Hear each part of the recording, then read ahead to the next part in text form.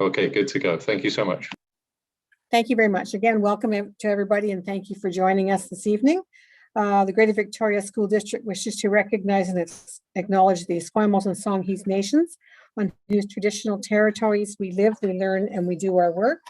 And I would also like to add it's our board's responsibility, and particularly mine as chair, to ensure that our board meetings are conducted in a safe and respectful manner. So as a Board of Education for the school district, it is important that we all model this behavior that we expect of our students in their schools. So it is a full screen tonight, lots of participation, lots of participants. So I would ask you to treat this meeting with the respect and decorum that we know that you're able to do, and hands up and mutes on unless you're one of the presenters or are asking a question at the time. So appreciate your help with that, because Zoom is a difficult venue and we want everybody to get the best out of the information and the meeting as we proceed. So thank you very much. Before I seek approval for the agenda, I have one addition, and then I'll ask for any other additions. We're going to add the Secretary Treasurer under E1 or E2. Which would you prefer? Secretary Treasurer Morris? E1, please. E1, okay, and then we'll move everything else down. Okay. Seeking approval of the amended agenda. Are there any other amendments or additions?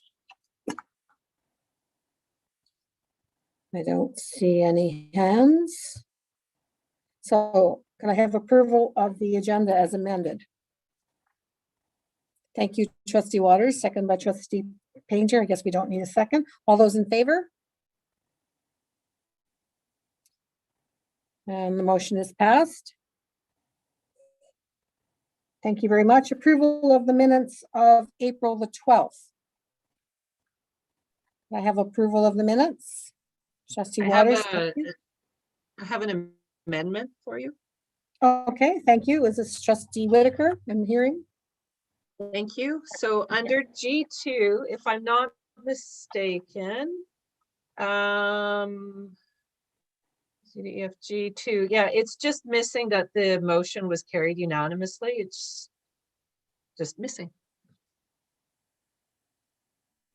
Because we tabled it.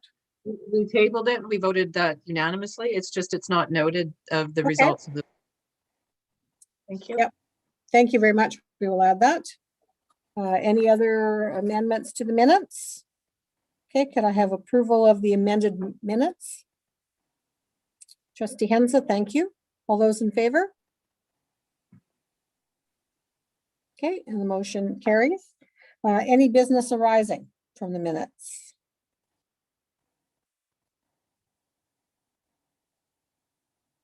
Okay, I don't see any, so we shall move on to presentations to the committee.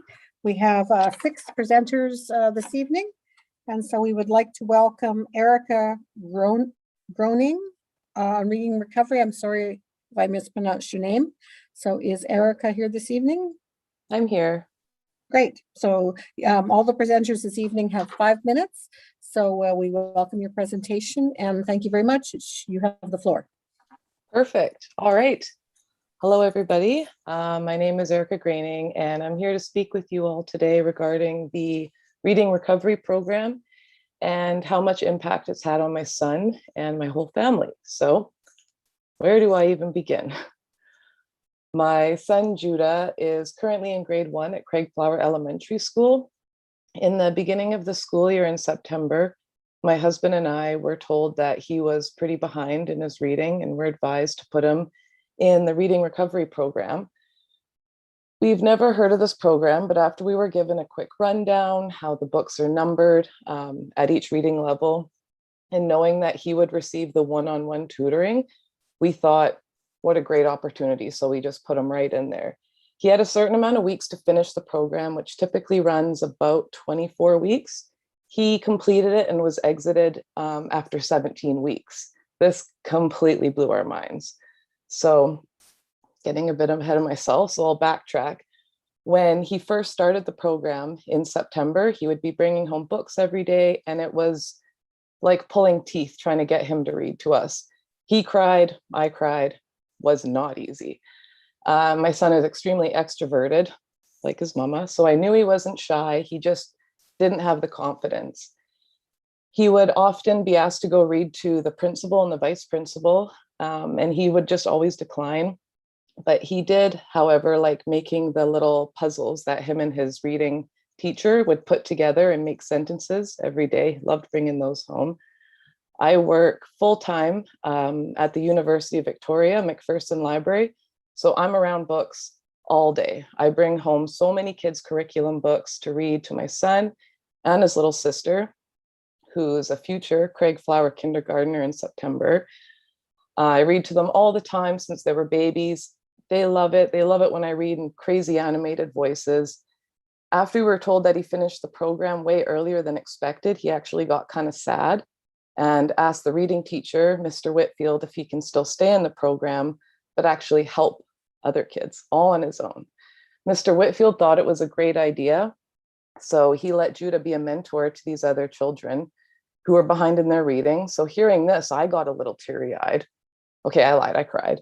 It's just hard to believe that 7 months ago, I was struggling to get him to read a sentence. And now his nose is in books every morning before school. And I don't even ask him to.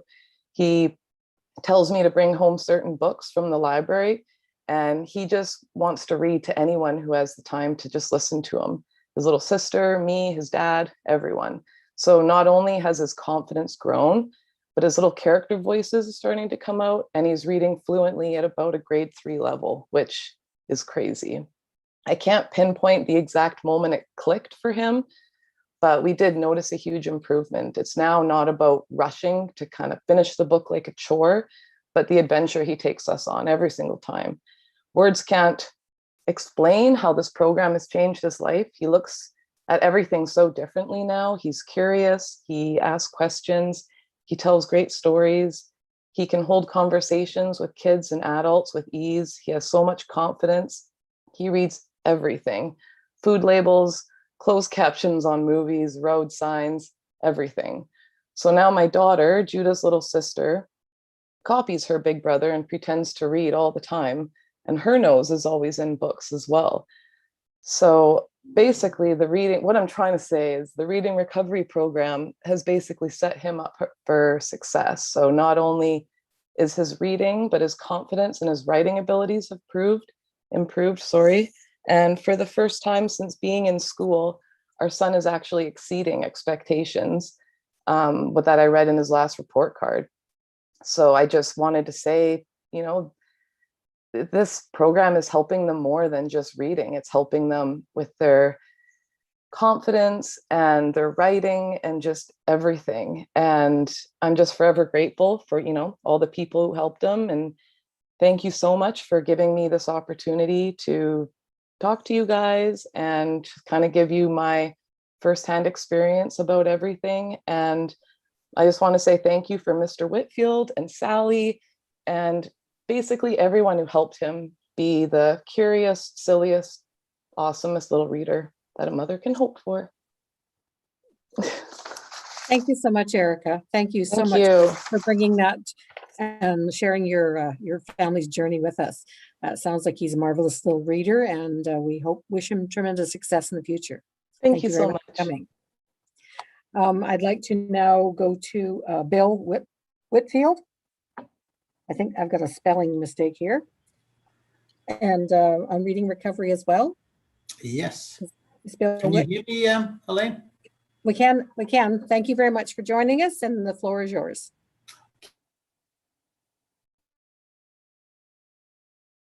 You've put yourself on mute. How's that? Can you hear me now? Perfect.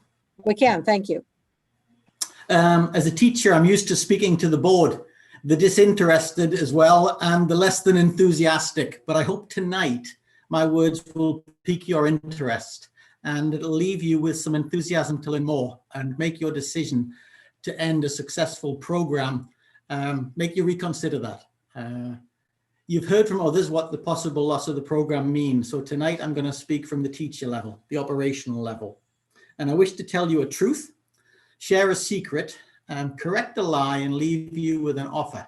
But I've got 2 questions first, and I know you can all do it. Trustees, if you have ever attended a band, strings, ukulele, music, or sports event at a district level, please raise your hand now. Thank you, Anne. Thank you, Elaine. Come on, Deb, you can put your hand up too if you want. Okay, second question. If you have ever observed a reading recovery lesson in the flesh live, please raise your hand now. Come on, you can all vote. Vote as a block if you want. No, there is the truth. Reading recovery flies under the radar. It's nowhere near as visible as other programs. It can't compete for your attention. It doesn't make as much noise as a band. Sorry, I couldn't resist that one. The numbers are small, but before you vote, become informed. Ask what exactly the remaining FTE in schools will be used for, if not reading recovery. My principal yesterday told me he doesn't know. So half of my job next year, we don't know. That's not good planning. The second part is a secret, my secret. Sorry to tell you this, Erica, but I never asked to be a reading recovery teacher. I was happily ignorant and a touch judgmental. There's the truth. Please don't tell anyone. That changed when the principal at Craigflower asked me to take it on. We needed to better use the FTE at the school to help the students who struggle the most. In short, it was timetabling. It was tricky. But rather than give up and get rid of it, we came up with a solution that worked. Boy, did I have to work. I trained for a year. I was observed live multiple times by my peers. I studied complex literacy theory and I completed assignments, big assignments.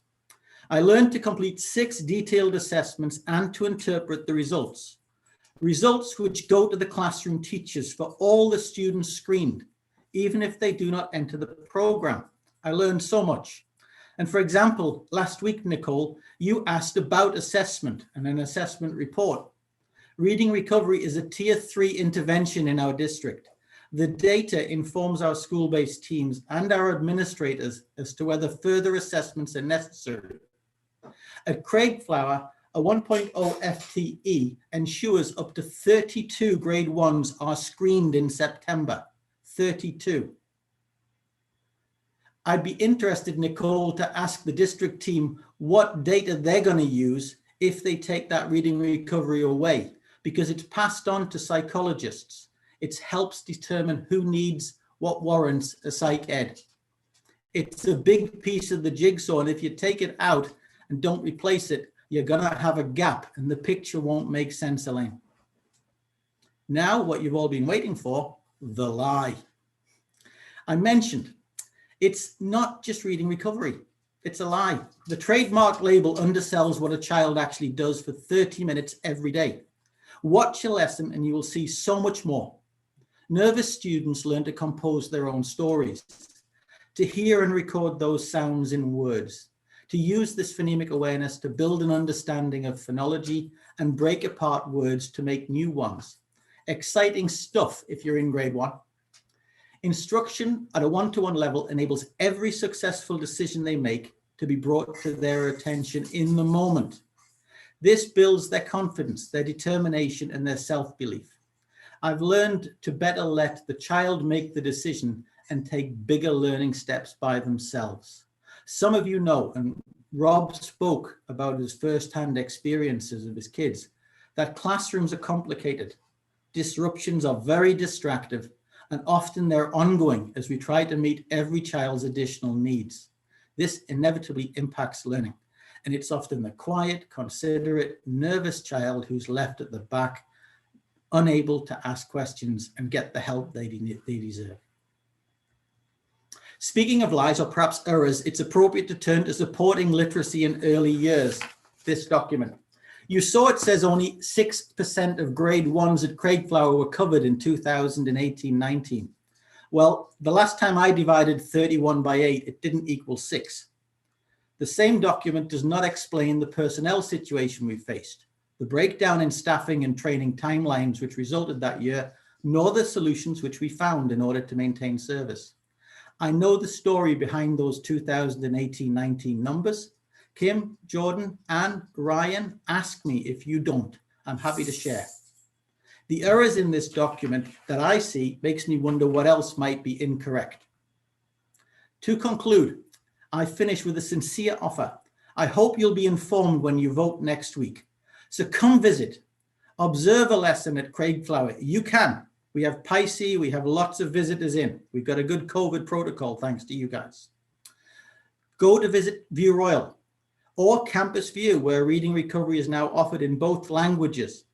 Please do not seek the safety of a vote as a block.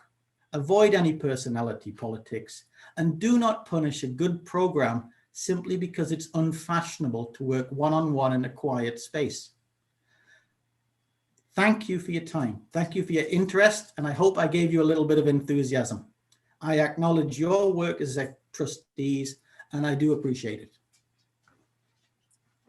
Thank you very much, Bill. Appreciate that, and your truths, your lies, and you're putting us on the spot with our hands in the air and raising our hands. So appreciate that very much. We'll move on to our next presenter. Discussing the budget is Layla Dersey, I think is the name. Hopefully I pronounced it right. Thank you. Welcome. The floor is yours. You have 5 minutes. Thank you very much. Hello, my name is Layla Dersey, and for the past 13 years, I've been the family liaison worker at George J. Elementary. I would describe my role as that of a generalist social worker. With the current proposed budget cuts, the resultant impact on George J. is that right now this position is being eliminated. I'm here to advocate against this and request the continuation of our community link funds at their current level. Firstly, the community at George J. is extremely diverse in every way possible. We have refugees from remote war-torn regions, educated urban immigrants. There are 25 plus languages found in our school. 1/5 of our population are First Nations families. We have single parent families, families headed by same-sex parents, blended families, business owners, middle class and upper class families, and families at the lowest end of the socioeconomic scale. 73% of our population is considered vulnerable. Some of the issues I encounter daily are mental health issues, severe anxiety, poverty issues, sometimes extreme, housing insecurity, food insecurity, low parenting capacity, alcohol and drug abuse, relationship violence, generational trauma, complicated custody issues and acrimonious parents, and student non-attendance, and more. One of the primary ways our school manages all of this complexity is through this position. This position helps to bridge these various diverse communities and holds space for marginalized families. This creates connection. When these families feel a part of our community, we are better able to collaborate with them in meaningful ways. Other key tasks of this position are crisis intervention, which require intensive short-term support, solution-focused counseling and parenting support, coordination of community supports for at-risk families, practical supports for families in need, like clothing vouchers and the good food box. I facilitate access for kids getting things like sports, drama classes, day camps. I also support vulnerable kids by coordinating a dental hygiene program for kids with no dental care, therapeutic art classes for kids, a mentor program, support groups for refugee children, and various after-school social groups, and much more. I collaborate daily with our district counselor and our youth and family counselor. They support the child and I support the parents. This helps ensure that when the child leaves the school, the environment they are going home to is one that supports their emotional and physical well-being. This position helps teachers. This position helps administration. This position supports staff in our school to do the jobs that they are trained to do. This position does not exist in other schools. Within the district. Are there other schools that could benefit from a family liaison? Yes. For most schools, however, this position isn't necessary.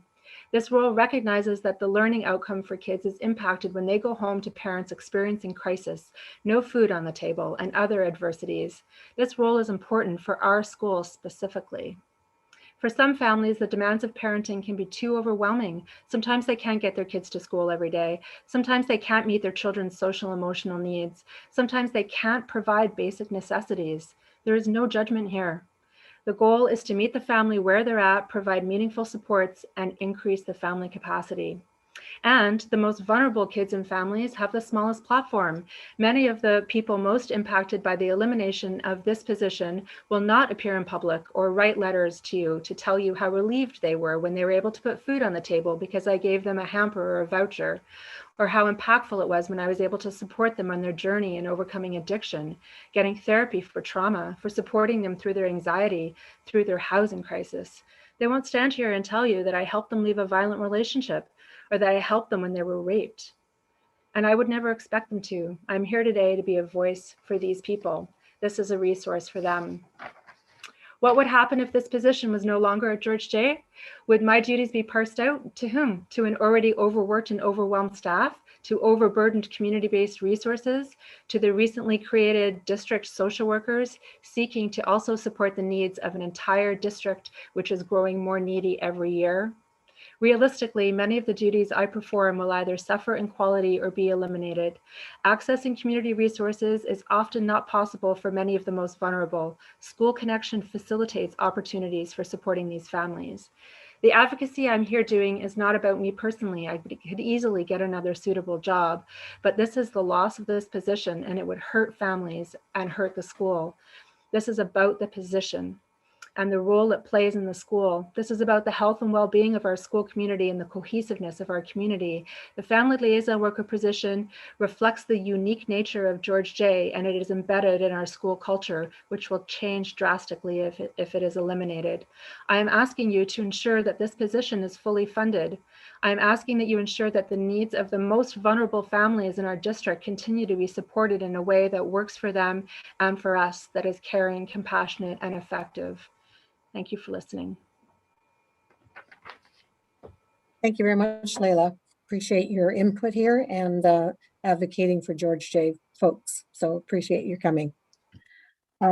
Next on the list for music proposed budget cuts is Amelia Vozanian. Maybe. Good evening, board members. I'm Amelia Vozian, a grade 8 student and musician at Arbutus Global Middle School. I'd like to express my deep gratitude for the education I've been receiving in this district, which is why I must also communicate my extreme concern on behalf of myself, current and future students regarding the proposed budget cuts. Since elementary school, I have been a part of almost all offered music programs, strings, choir, band, everything. It's the best part of my education, one of the best parts of my life. It's the reason I wake up early every morning and gladly stay in at recess. Besides, I'm a strong and well-rounded student. I do love school, but it's solely music that brightens my school day. I know for a fact that music has made me a better, happier, challenged, and more successful student. That's the thing. Music is a vital part of so many students' identity. These programs aren't just numbers. They're irreplaceable. They are an integral community where hundreds belong. They are where connections are fostered, friends are made, lifelong memories and competencies are acquired. An early music education is an enriching life experience. Thousands of scientific and academic studies have proven this, with incredible data that needs to be looked into. Although interconnected, the space where music is played is so different and separate from our classrooms. No matter how tired I may be, the challenges I might have to deal with, or how I feel, I know that when I set up my chair and music stand, everything falls into place and is forgotten as I play, even if just for a 40-minute class. It centers me. Like the German poet Auerbach said, music washes away from the soul the dust of everyday life. Students need this now more than ever, especially during COVID, especially in this world of ever-growing technology. Music is a hands-on way for students to connect with themselves and those around them. Me, I'm in grade 8. These cuts don't impact me directly. Meanwhile, my sister is in grade 5. This week, as she was doing her homework, she was listening to my school's virtual spring concert recordings over and over again. She's so excited to go into middle school. She's been planning, thinking, talking about every single music group she wants to join. And she's not alone. Music follows students from elementary to middle to high school, and they can depend on it throughout those difficult transitions. It keeps students excited. It's what they look forward to. These regrettable cuts will be a devastating hit. Nonetheless, what gives me hope is that funds for grade 6 and 7 band, together with island ukulele and indigenous drumming, have been found. But that is not enough. Music programs should be strengthened. Every benefit and importance I've outlined doesn't just apply to band. For some, it is strings. For some, choir. They are entirely different things. Not everyone finds their place in band or can afford private lessons. Moreover, some form of strings program has been running in our district since 1914, surviving both world wars, the Cold War, an epidemic, the Great Depression, over a century, and now you want to cut it? Not even because of a pandemic, but because of a questionable budget deficit dealt with during a pandemic? Solutions were found in the past. Why is it impossible now? And choir, singing is a universal art. I can't even explain what it feels like, what it does. Some studies have even shown that singers' hearts beat in sync. Choir is a true representation of one learning community. Apart from this, have you considered the inequity of this cut when it comes to gender proportions of whom will be impacted, seeing as 80% of students in school choirs are girls? Furthermore, these aren't just programs. What isn't mentioned enough are the music teachers, the ones who put in the time, care, passion, and expertise into what they do and give these programs their value.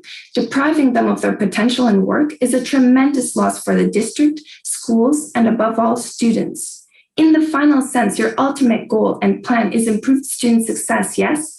Cutting music does not fit with your plan. Does cutting choir improve the student learning experience? Does cutting strings improve our quality of education? No, the detrimental opposite will happen. How does leaving only band improve all student outcomes? How does cutting music programs fit with your plan to increase mental health supports when they are the ones providing the support? By cutting these programs, you're directly taking away valuable opportunities from every single future student. These programs can mean everything to us. Frankly, let me just say that cutting them does not fit with the core values, vision, or goals stated in your strategic plan. I do thank you for the time you have taken to listen to the community and all the work you have put into finding solutions. Even so, I must ask, when was the last time you observed a middle school music class? This is why I particularly appreciated the chance I had to speak with Trustee Ryan Painter, who listened with his heart to my school's intermediate schools practice last week. You said you were moved and that you appreciated our student voices. You gave us words, but I can only hope you will take action. All of you must. Losing these programs is not okay. The loss in future students' education is not okay. To wrap up, I must reference back to the conclusion of the plan outlined on the Public Information Night. It said, and I quote exactly, in the end, we must know who our students are, what they need, and how we can create the very best learning environments so each student can be successful. I am a student. I have told you who I am. I have told you what we need. And I can guarantee that many, many students have already, and will clearly attest to the fundamental importance of music, choir and strings, not just band, for our learning environment, for our personal and academic success, for our mental well-being, for our education. After all, we are your priority, right? Thank you. Well, thank you, Amelia. I think I should turn the chair over to you. You're an articulate student and well representing the music community. So thank you for all of your insightful information. You packed a lot in 5 minutes. Really appreciate you coming and speaking with us. We're going to move to budget cuts. It's Blanche here. Let Blanche have the floor. Thank you.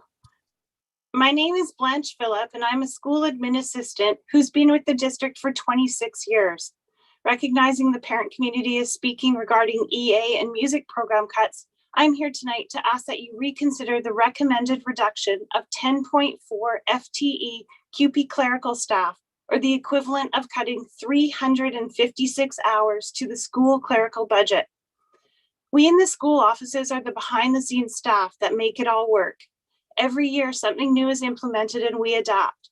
New departments, the addition of senior management, new tasks, COVID. We roll along, all while always maintaining the priority being the students. Prior to the pandemic, I had the privilege to be on a small committee meeting with senior management to demonstrate and discuss these new over the years duties and an archaic, inequitable formula for school clerical that hadn't been visited in years. The meetings reflected support and promise from senior management for a positive adjustments, but unfortunately the pandemic tabled discussions. Last fall, when the federal and provincial governments injected millions of COVID dollars into education to have students return safely to classrooms to stimulate the economy, clerical was overlooked and did not receive any of these additional funds. Yet we were the first in the buildings. It was recognized then that our roles include not only supporting admin, but teachers, EAs, students, and the parent community. CUPE 947 wrote to you requesting another look at the allocations and learned it was too late to adjust the already passed budget. Well, it's not too late now. We have time remaining to make corrections, adjustments, look for other savings, analyze, and balance without sacrificing CUPE school clerical workers. Draft 3 spoke to the rolling of the school assistant formula into the clerical formula, and the examples given were that these hours are spent in a variety of places, including lab assistant, supervision, and medically fragile students. While that might be true in some schools, it's not the case in all, and those school assistant hours are clerical hours, and they're needed in the offices. It should also be shared that the adjusted clerical funding formula is now capped at a student enrollment of 700 students, and the previous formula reflects up to 1,400 students. I've not heard officially the impact of the proposed cuts to CUPE at school offices, but I have heard it could run as much as 60 hours per week at some schools. We already find it difficult to meet the demands without working extra hours, missing breaks, or coming in ill. These cuts to CUPE school clerical will be devastating. Please share why the clerical funding formula was capped at an enrollment of 700 students for our high schools when we know populations are up to 12 and 1,400 and funded by student enrollment. Also, why is it a different formula for each level of school when each level has the same responsibilities? Elementary, middle, and secondary schools report to both the Ministry of Education and the board office's various departments. Working in the school offices, we see days when there are more teachers on call in attendance than regular staff, not because teachers are ill or on earned remedy, but because the district is offering a Pro-D opportunity for classroom teachers during instructional time. At times, these Pro-D opportunities have left us scrambling for a classroom teacher being unreplaced. Has it been considered to move these opportunities to actual Pro-D days or after bell hours? Our GVTA partners are salaried professionals and not limited to a school bell. What would these savings generate?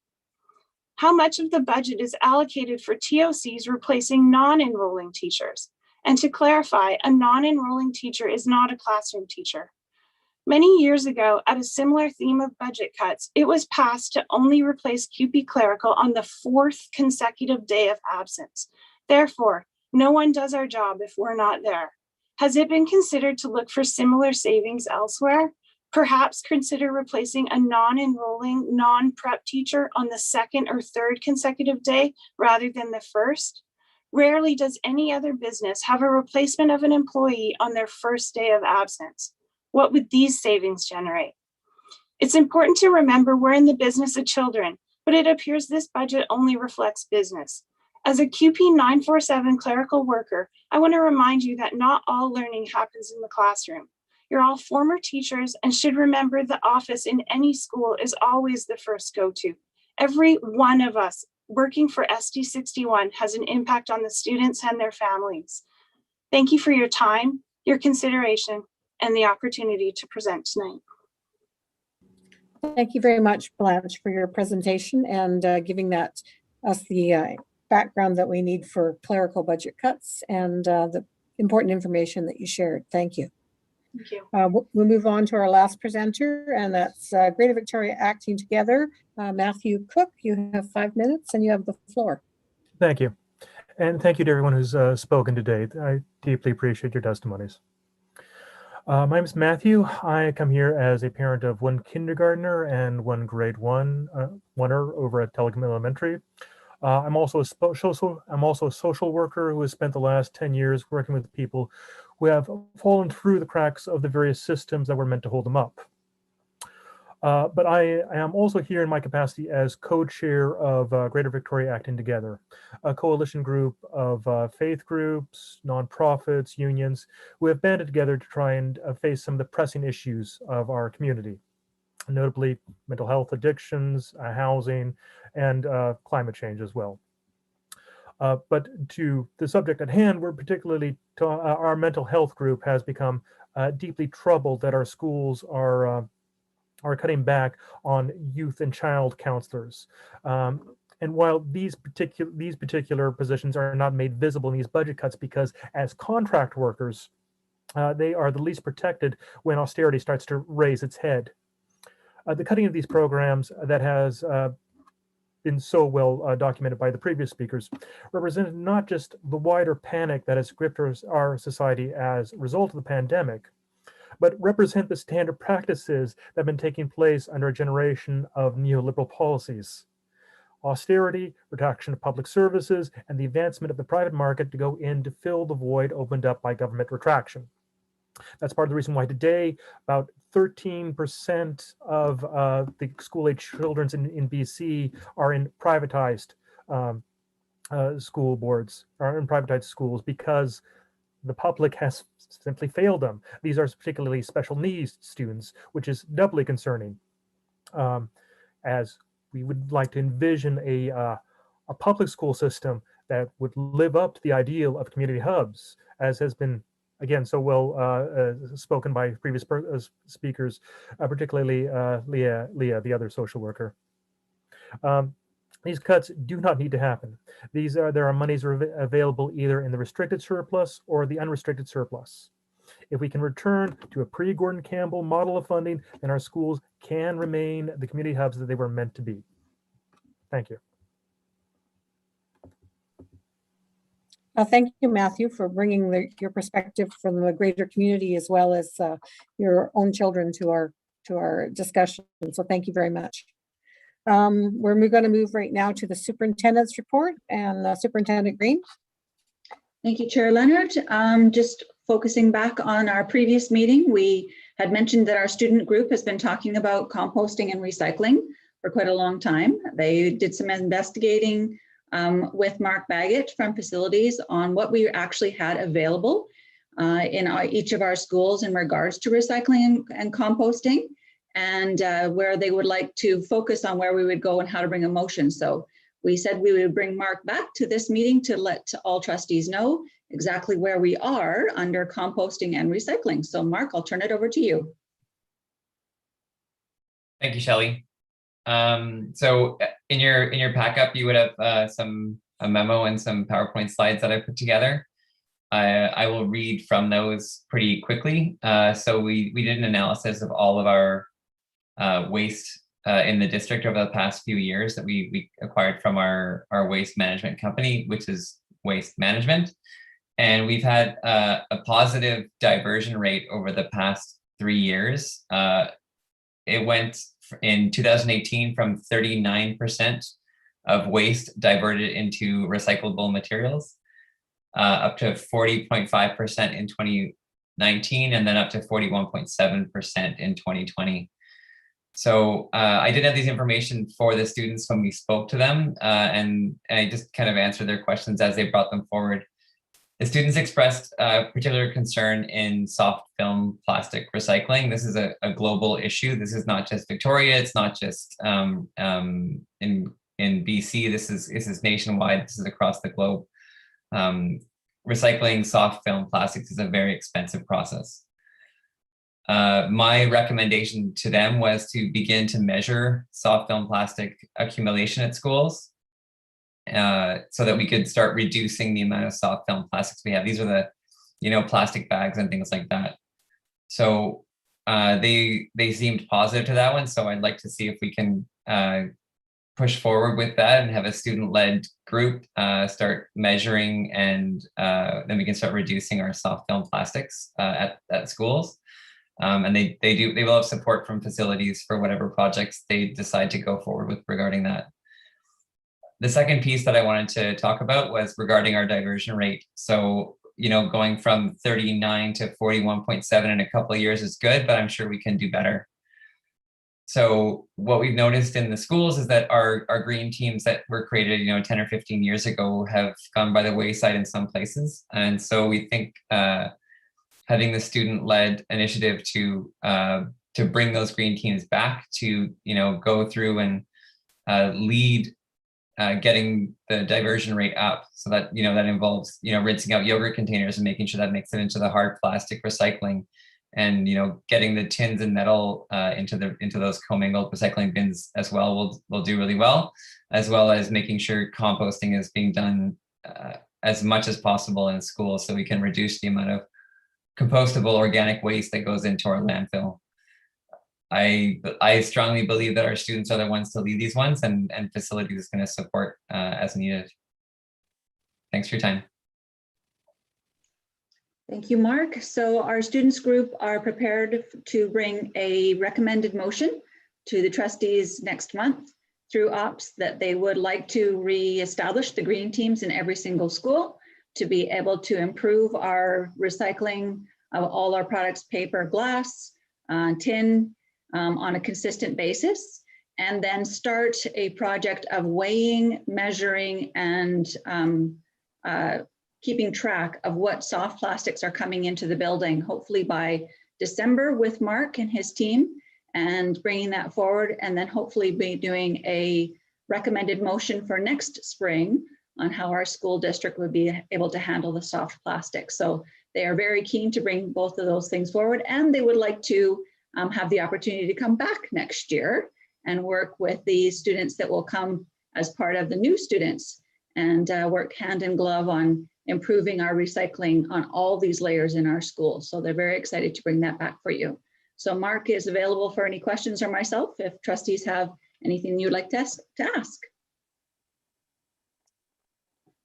Okay, Trustee Duncan and then Trustee Whitaker. First of all, through the chair to Mr. Baggett, thank you very much for your presentation and the slide deck that you provided in the pack-up. Having read through the slide deck, I had a couple of questions that I wondered if you could help me with. I noticed that we've seen a reduction in the amount of organics that are composted in our district. And I'm wondering, it's quite a significant reduction over the last two years. From 2018 to 2020, looks like, well, about nine tons less organics. And so I wondered, composted. So I wondered if you could, if you have a working theory as to why that is. Yes, the biggest contributor to that one is, I dare say, COVID. So you can see an increase in organics composting from 2018 to 19. Those are calendar years. But in 2020, we had some significant disruption. Obviously, schools weren't even collecting organics when we were closed, after spring break of last year. And then we had very reduced numbers in June of 2020. So that's part of the answer. The rest of the answer is more along the lines of what some schools elected to do in September, which was a pack in, pack out methodology. And this was, supported from administration at each school level to try and reduce the amount of waste produced so that our custodial staff could focus on surface disinfection. So it really went a long way to making sure that we were doing the right things. And I had a lot of great support from all of our administrators in a lot of our schools. So it is a positive thing. But no, you're right. The organics did take a huge dip in 2020, and I suspect you will see the same numbers in 2021. Trustee Duncan, a follow-up? Thank you, Chair. So I wondered, as I read through the slide deck, one of the things that came across to me, and I kept thinking and wondering, was around the long-term plan. So I think it's great that there's a lot of enthusiasm on the part of our students to reinstitute the green teams. I know that that was certainly very successful. But I'm wondering from an institutional perspective, sort of where we as a district are in terms of our planning to address this as an institution, to provide budget process and procedures for addressing this in the long term. As our student population comes and goes, I'd hate to think that we were heavily relying on our students to carry this. And so I wondered if through the chair to Mr. Baggett or to the superintendent, if either could speak to the long-term planning to have us as an institution support these endeavors. Mark, go ahead, and if there's anything I need to add, I will. Yeah, so as of right now, we've been following the same model that was put forward many years ago, and you've really spoken truly to the fact that, as the green teams, dissipated over the past 10 or 15 years, we did see I always say a fallback. Unfortunately, we don't have the data to back up where we are. It's anecdotal. I speak to custodians throughout the district, and they're probably the best way to get your finger on the pulse of how our waste management is going.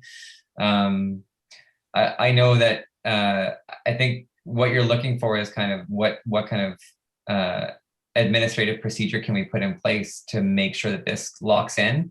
I think you're on the right vein there, and I don't have a plan right now, but I'm open to, you know, pursuing that to make sure this thing sticks.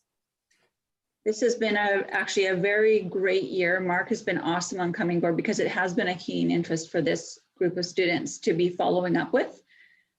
We would love to get all of our schools to a full 100% recycling process and pattern.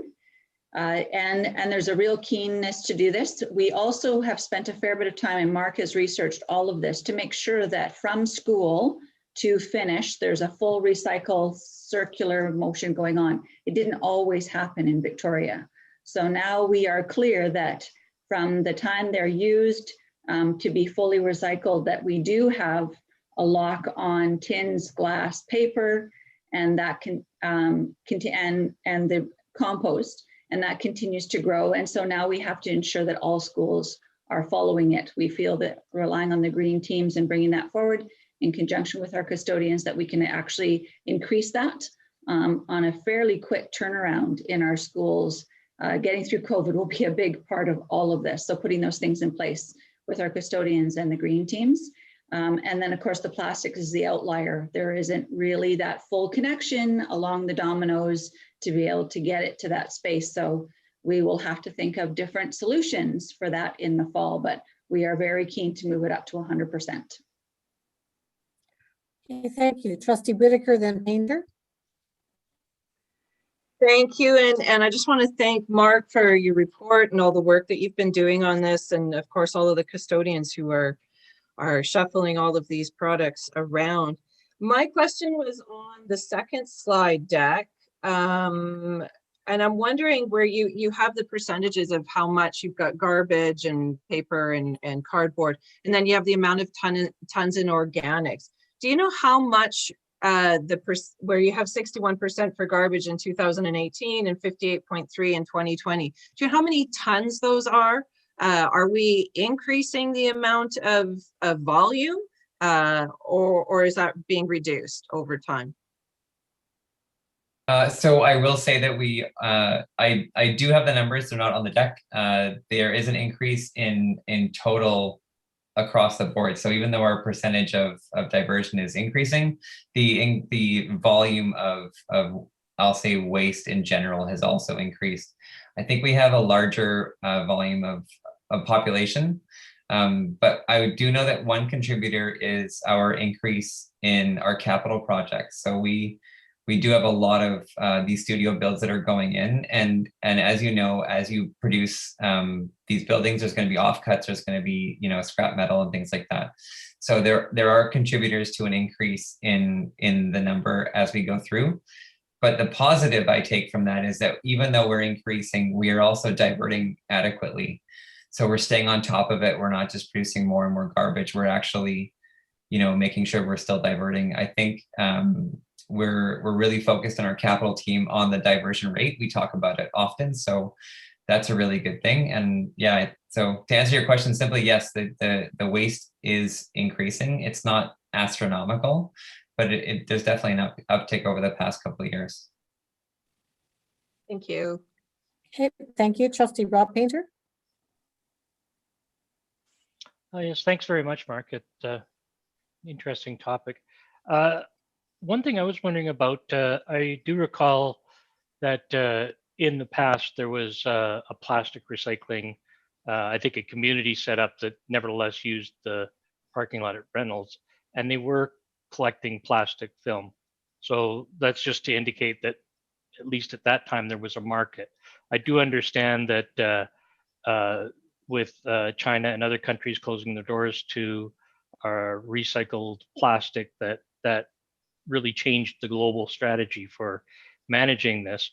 So I don't know if that's still there, and perhaps you could let me know about that and whether there's an opportunity for us to work on diverting that at a district level, because I understand that each school is not going to generate enough for, making pickups worthwhile or anything.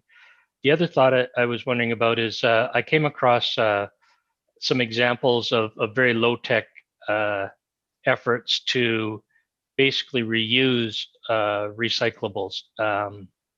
And it included things like making sort of feed wire for 3D printers and such out of waste plastic. Now, I appreciate that's probably not a high cost item that we really need to conserve on, but I just thinking about the opportunities within the system to make use of some of these materials instead of simply trying to hand them off as completely as possible. That's what I have for you. Thanks. Yes, thank you for that. You're right that there is, and there still is, that soft plastic gathering at Reynolds, which is a great. It's also school led, but I believe all of that goes to Heartland, which still accepts soft plastics. You have noticed the bottle depots around the town do not accept soft plastics, and that is due to the lack of positive economics for that. So Heartland is taking them because they're government funded. I do not know where that goes, and so I don't want to make any guesses. But I don't know where those things make it to.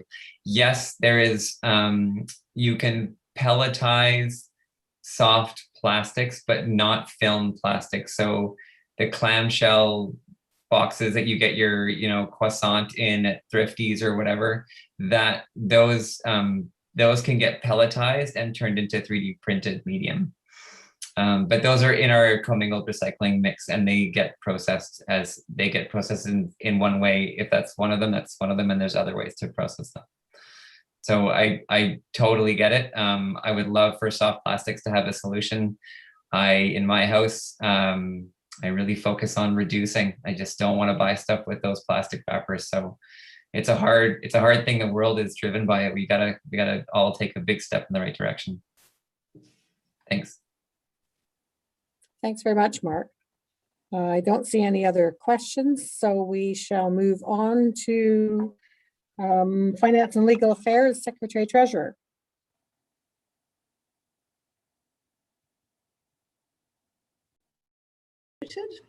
If we move to our new inserted item E1, I'm going to share my screen. I just wanted to give a little bit of an update here on budget in terms of since April 26th at the regular open board meeting, and just to talk a little bit about how we're a little bit further down the line in terms of getting closer to May 17th and some of our staffing. So just a quick update from budget here. In terms of staffing, this is a preliminary budget. We know that enrollments and staffing levels change throughout spring and then into fall when we have our enrollment. We want to provide some context. We try to always make decisions with data. It's a complex system with many supports in it. And as always, we're trying to align our budget to learning. Just a reminder of the types of employees that we have and the amount of the wages and benefits budget that take up our budget. So teachers at about 58%, then our EAs and support staff, then our principals, vice principals, substitutes, and our trustees and excluded staff. Just going to talk quickly tonight about 3 categories that have been impacted by the budget, and not going to touch necessarily on the other 4 given the time. So teacher allocations are made by the type of school, the enrollment, regular K-12 and international, the restored collective agreement language, and unique student needs, whether they be English language learners, Indigenous, etc. For the upcoming budget year, our average salary and benefits for one FTE teacher is $112,810. There was a little bit of change in the way that we allocated money or staffing in terms of this year to last or next year. So during this year and all previous years, we've allocated inclusion staffing in dollars and not FTE. And this year, because of the class size composition language, it's fairly restrictive in terms of the discretion around hiring teachers or staffing with teachers. So we allocated teacher FTE based on ratios and class size composition. And the remainder of the SBIL hours or special needs hours or inclusion hours were budgets were given out in education assistant hours rather than dollars. And there's a small amount of discretion or release time for IEPs, et cetera. So a little bit of a switch from principal getting a pot of money and deciding how to staff it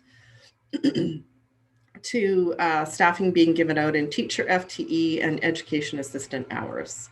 And as always, the inclusion or SBIL dollars are a best mix of staffing for needs and supports for students. So it changes from year to year based on student need.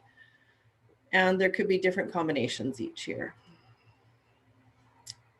In terms of looking at this spring to last fall, our teacher FTE in the operating grant has reduced by 25.44 FTE and 1.09 in the SBIL or inclusion dollars. It's gone up in Link and Ledger and SETBC, as well as our CEF or Classroom Enhancement Special Purpose Fund.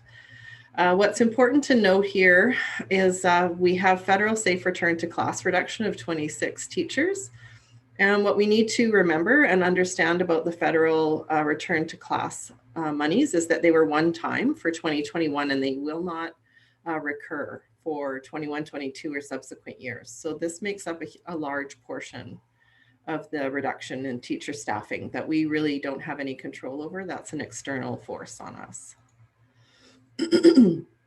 Just a little bit more of a breakdown here in the middle column around the increase or decrease in terms of the types of teachers that are being added or decreased.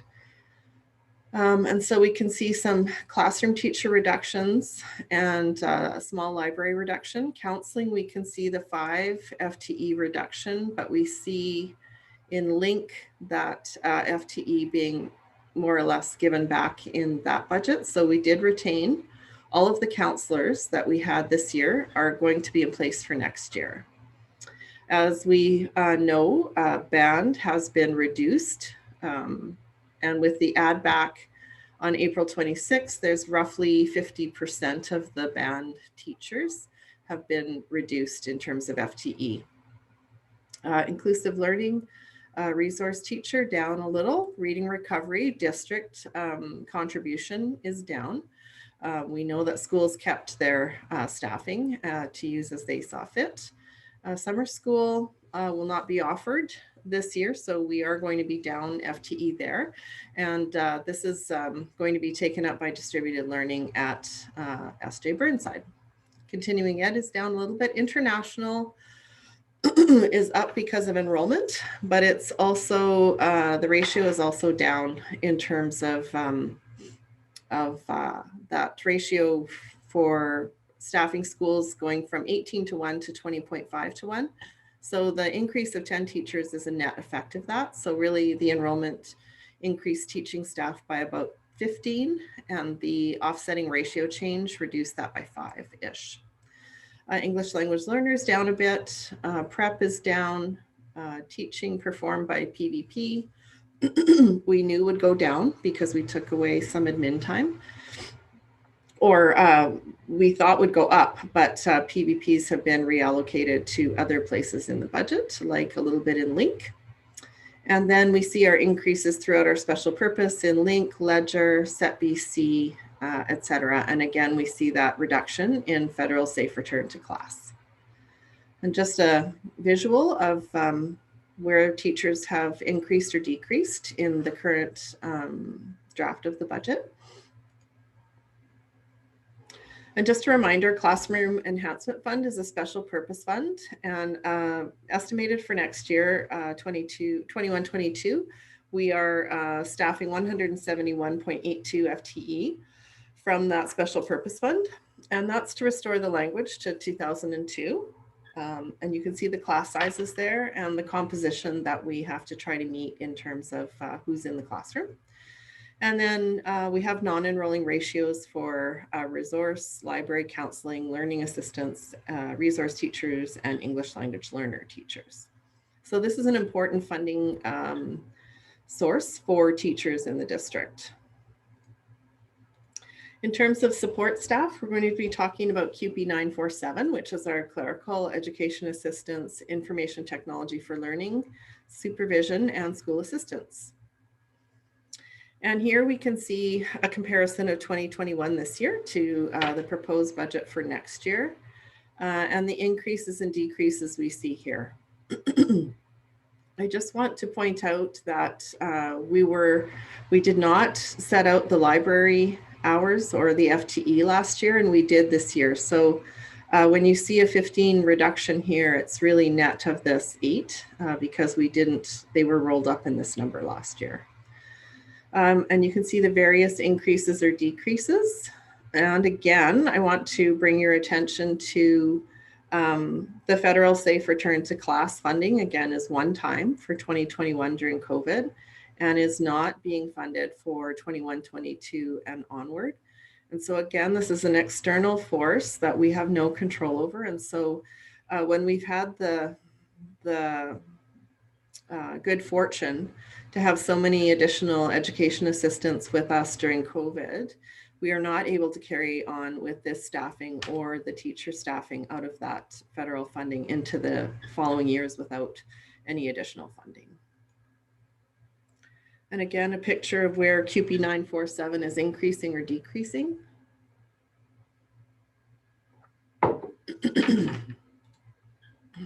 In terms of principals, vice principals, we had intended to reduce by 3.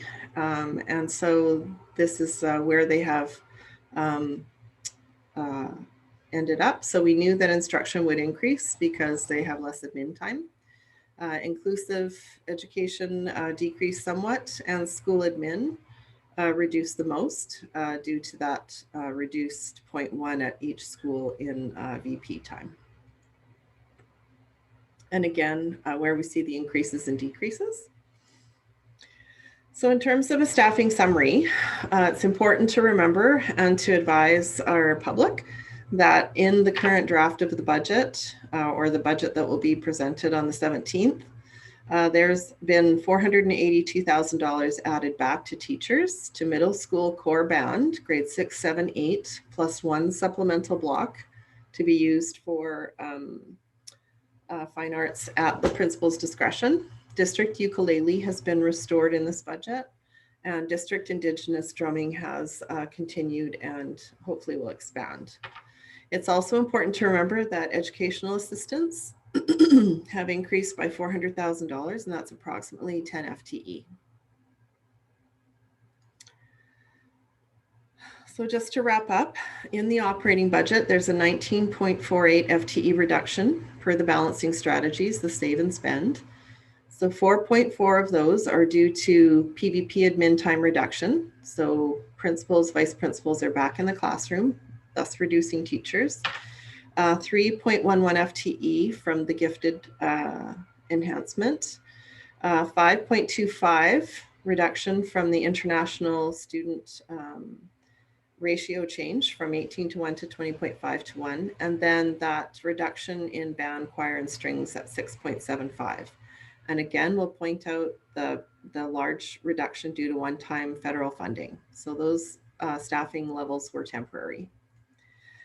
In terms of EAs and school assistants, there's a 4.18 FTE reduction per the balancing strategy. So this is the EA reduction now. And this is compared to the same time last year. And we know that we pick up FTE and students and hours as we go through the spring and fall. So it's very important to remember where we were at this time last year.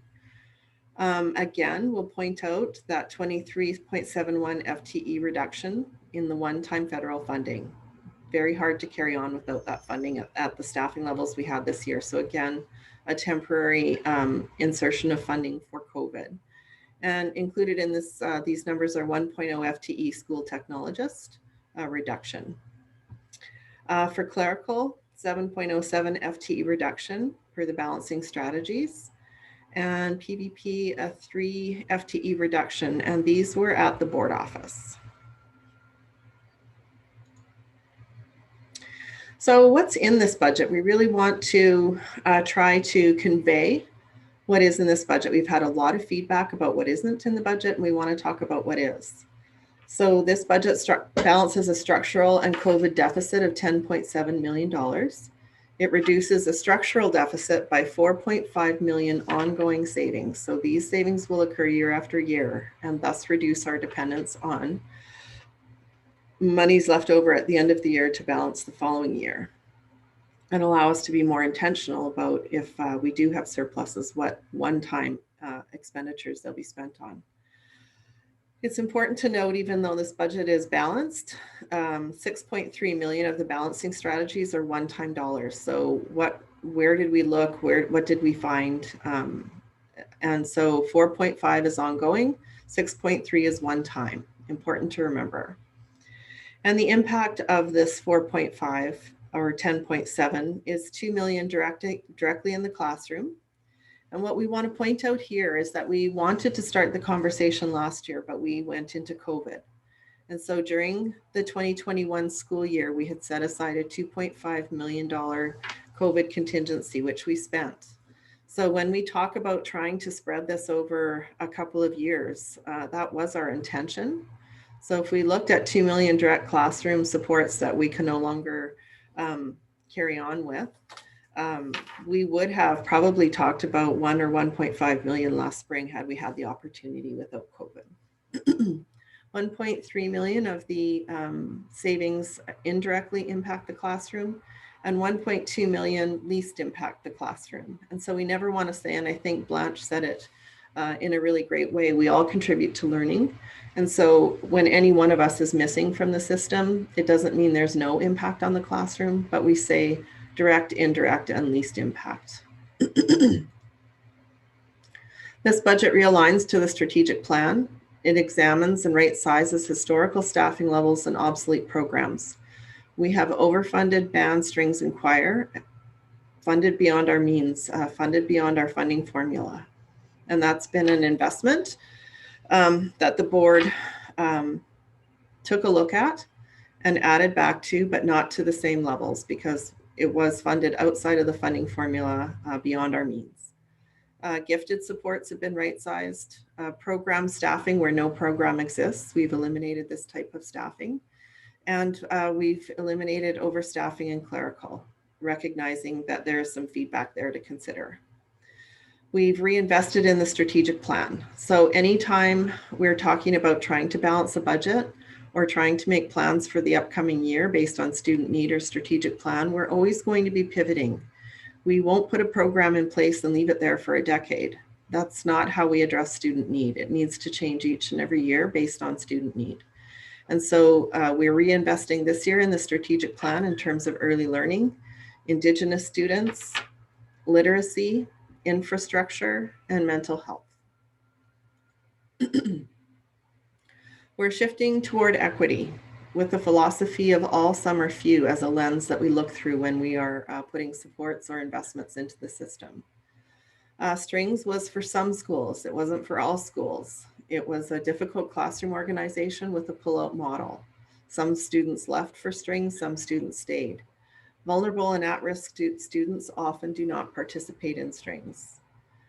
Band at middle was a $1.3 million investment for some outside of the funding formula. And now it is a 0.7 reinvested in core 7-8, still for some, but less of an investment. Reading recovery was only at some schools, and the proposed literacy program or literacy investment proposed in this budget is for all K-5 students. And we want to talk a little bit about our completion rates, and especially around our Indigenous learners. Our completion rates for graduation in School District 61 are 90% overall. but we have not moved that dial in over a decade. We have not seen continuous improvement in our completion rates. Our Indigenous completion rates are below provincial. We've never been in the middle 50% of school districts for Indigenous completion rates. Our highest ever was 60 to 65%, and that slid back down to 40, and we're now at 57%. And if we talk about parity, that's 32 to 47% below non-Indigenous students. And if we look at on reserve students, the parity is, or the gap is even larger. FSA grade 4 reading, which is an indicator of graduation trajectory. We have 78.5% overall on track or extending. Our Indigenous students at grade 4 are 61.7%, or a spread of 16.8. So we ask ourselves, how do we go from 16.8% spread in grade 4 to 32 to 47% in grade 12? And our data tells us we have to do something. We know our data and we have to be ethically and morally responsive to it. We know it, and now we have to do something about it. We know the data tells us 9 out of 10 non-Indigenous students will graduate. And it tells us 5 to 6 Indigenous students do not. Our investments must be intentional and focused to change the lives of Indigenous students. We have to ask ourselves, will core band, strings, or choir improve the Indigenous completion rates? Do Indigenous students participate in band? The biggest impact we can make on Indigenous student success is literacy. And parity at grade 3 is a major target, and it's achievable with that 16.7% spread. Literacy at any level, at any age, and any background is key to thriving in the world. And if we are a culturally responsive organization, we have to apply our investment with intention, we have to know our data, and we have to act. In this budget, Indigenous education is served by a service delivery model change where we meet our 1701 and funding audit requirements. We claim students, we receive funding, and we need to provide them service. Supports programs and access to service across the entire district more equitably.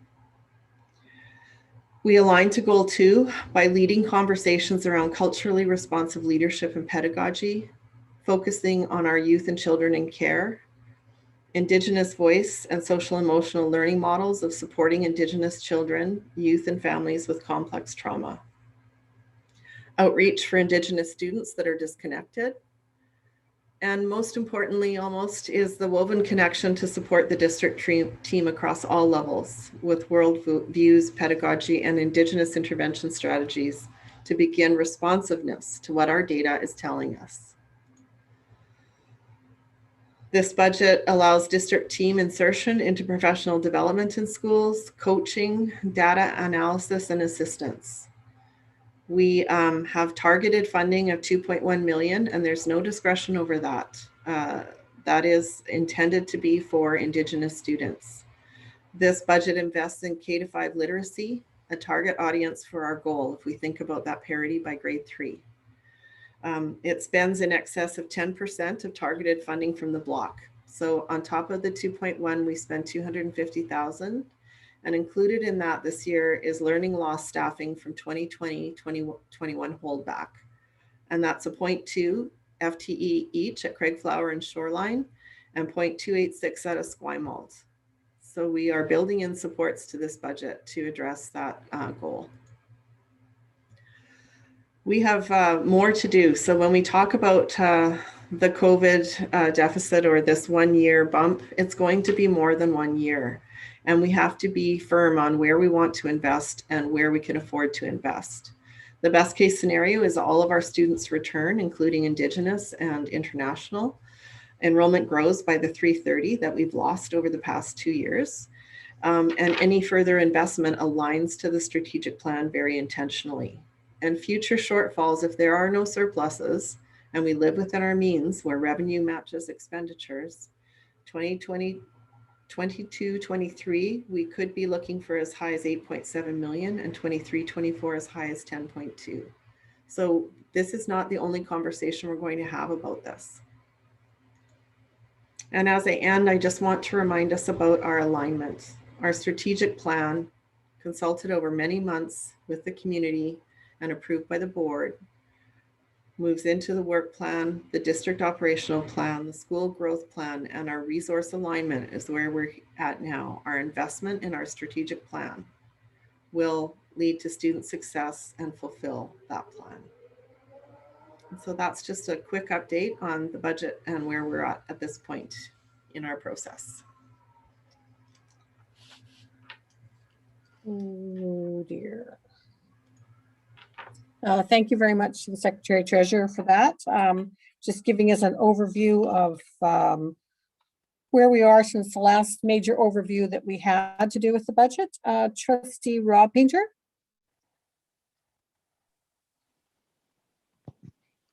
Thanks very much.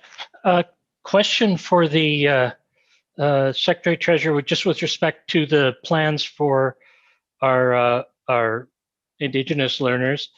I was going over the letter that was sent to us by the Craigflower staff, and they spoke about how they're seeing results from their innovative literacy programming that is being supported by the First Nations Education Department.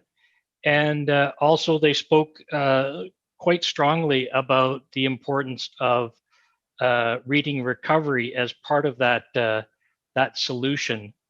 And I was just wondering, with that in mind, are there any observations from the Secretary Treasurer about how that aligns with what's in the budget?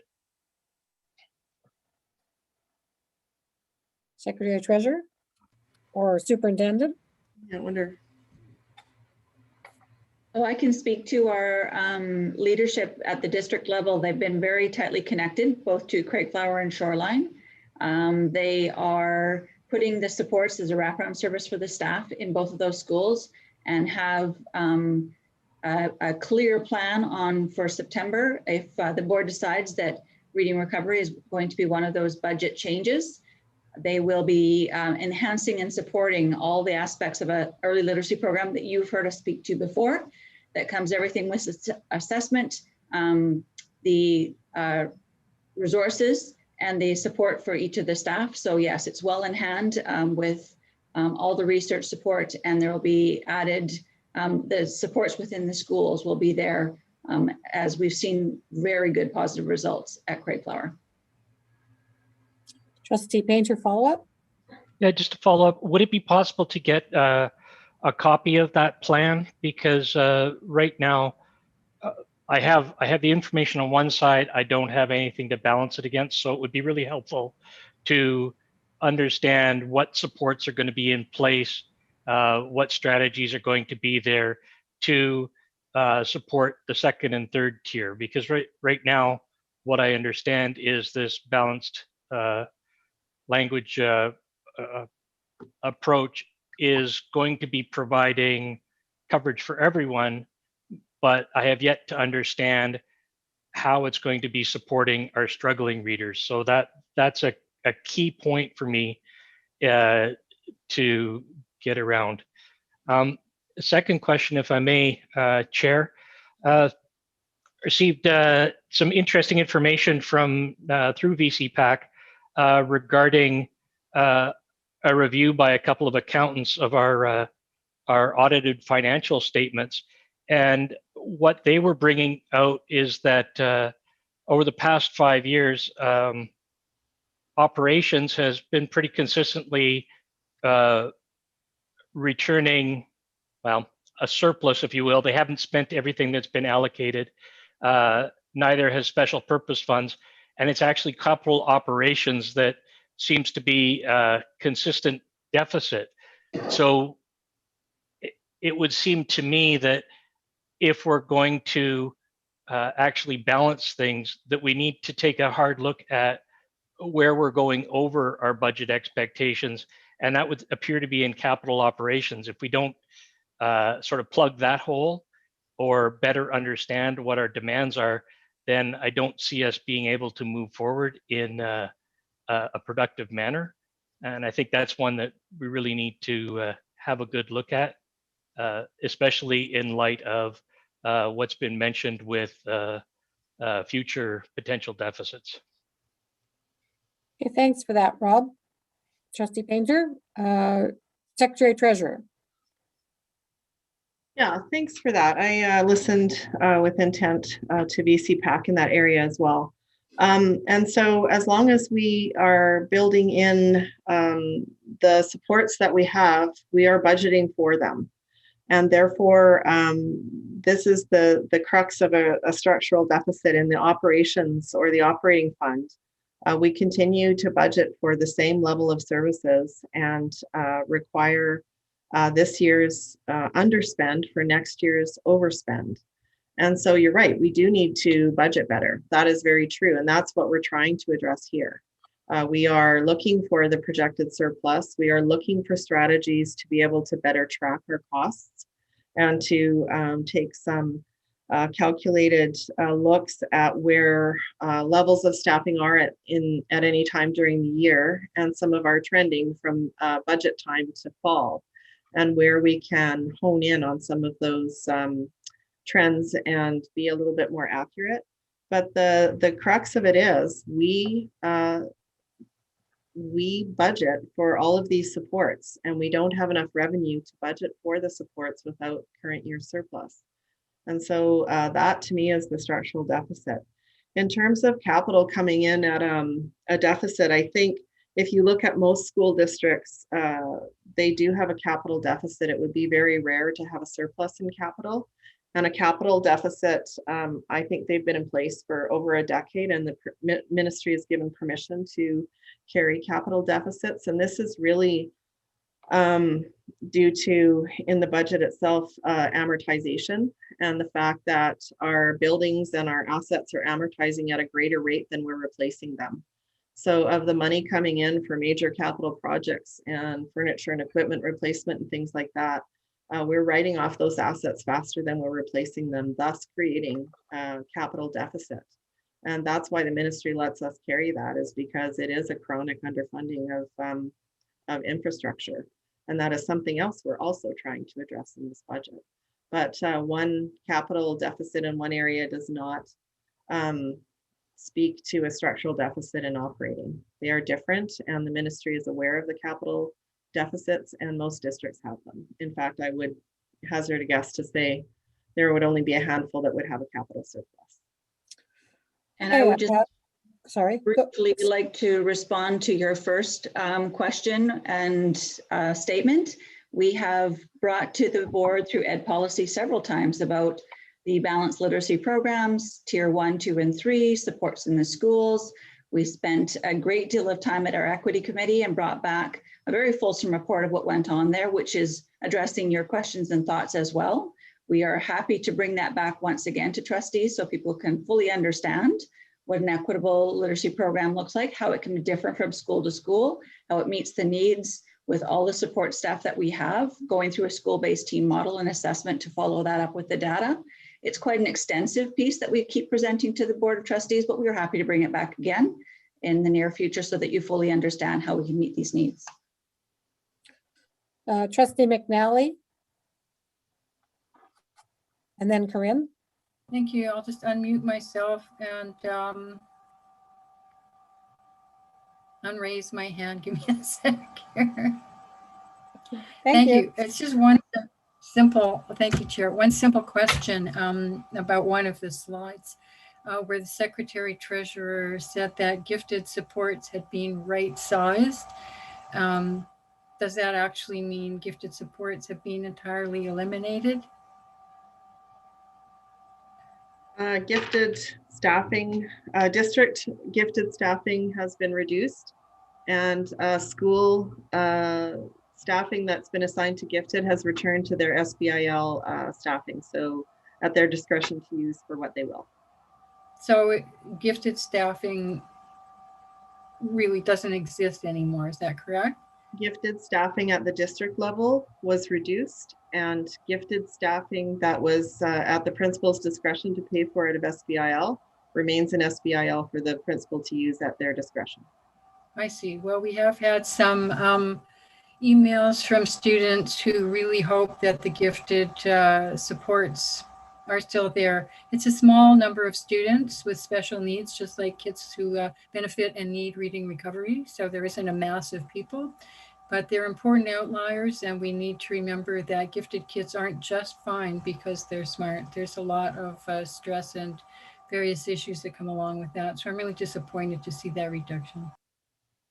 Thank you, Trustee McNally. I've got Corinne and then Jen on my list here. Thank you, Trustee Leonard. I wanted to address this whole structural deficit and the wording that it implies, because it seems like the structural deficit is actually just wording that applies to what's budgeted, but the actual financial statements and statement of operations don't show a structural deficit. And it seems to me that the issue here is between what we're budgeting for our revenues and our funding every year and what actually happens and what we end up getting in from different sources, but mostly the Ministry of Education. If anyone would like to hear what I have to say, you can see that the district's revenues in both operating and overall are actually growing at a faster rate than their expenses. So what's happening is the budgeting process is under projecting revenues and over projecting expenses and saying we need to borrow from our accumulated surplus to balance a budget, but that borrowing doesn't actually ever happen or doesn't happen that often, and at a very, very lower rate than what's budgeted. So we're not actually borrowing from today's kids to pay for tomorrow's services. We're not doing that. It's not happening. We're budgeting that, but that's not actually what's happening in our finances. Thank you, Corinne. On to Jen. Oh, sorry, Secretary Treasurer. Yeah, and that's why I'd say we're trying to stop budgeting for a deficit in the following year. That's why we're trying to examine our line items and our operation to see where we no longer need to budget for those things. And so I think we're trying to say the same thing. We want to be less dependent on that line item in our budgeting as well as in our spending. Thank you. And Jen? Hi. My question has to do with Indigenous drumming. As one of the two teachers that had kind of started doing this, and I hesitate to use the word program, the drumming came from going to IED and asking for some assistance in really dealing with the requirement of the Indigenous lens and teachings through the curriculum. And so the music teachers reached out to Nella Nelson at the time and advocated for it. And I guess what I'm wondering is, as one of those teachers who has been able to do some of this work, this really important and special work, and work that as a settler, I'll be totally honest, I'm not sure if all of the community would be 100% behind me in doing. So I'm very, very careful about what I do and who I work with and look for mentorship.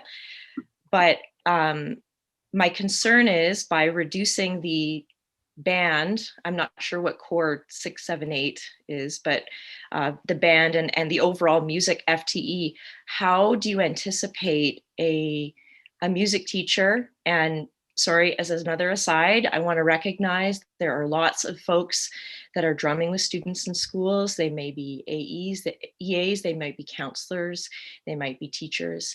But how do you anticipate having music teachers that are going to be able to be mentored and do this work when we don't have, when we have less than the FTE for band, and often this work is done in a choir class? I guess I'm just wondering how this is going to be anchored and connected to that. I'm really concerned, how will you ensure that it happens in a culturally safe way? So thank you for letting me ramble there. I'm not sure who wants to tackle that, Secretary Treasurer or Superintendent. Harold, do you want to provide some of the starting places that we've talked about with the drumming? Hi, everyone. We've been engaging with our Indigenous Ed department and their cultural facilitator who will be leading that work with our schools and drumming. So we have included some time, a point 2 for that facilitator, and we will take their lead on the drumming side of it. Thank you very much, Harold. We'll move to Elena and then we'll move on in the agenda. Thank you. Thank you. I still don't understand, I don't fully understand the explanation of what constitutes a structural deficit. If every year you budget for a deficit and every year you find a surplus, how is it an issue of having a structural deficit, or is it an issue of not forecasting properly? And if it is true, what Corinne said, that actually the deficit is in a completely different area that doesn't have to do with educational programming. What type of financial responsibility is this, right? To be cutting educational programming, which doesn't have a deficit, in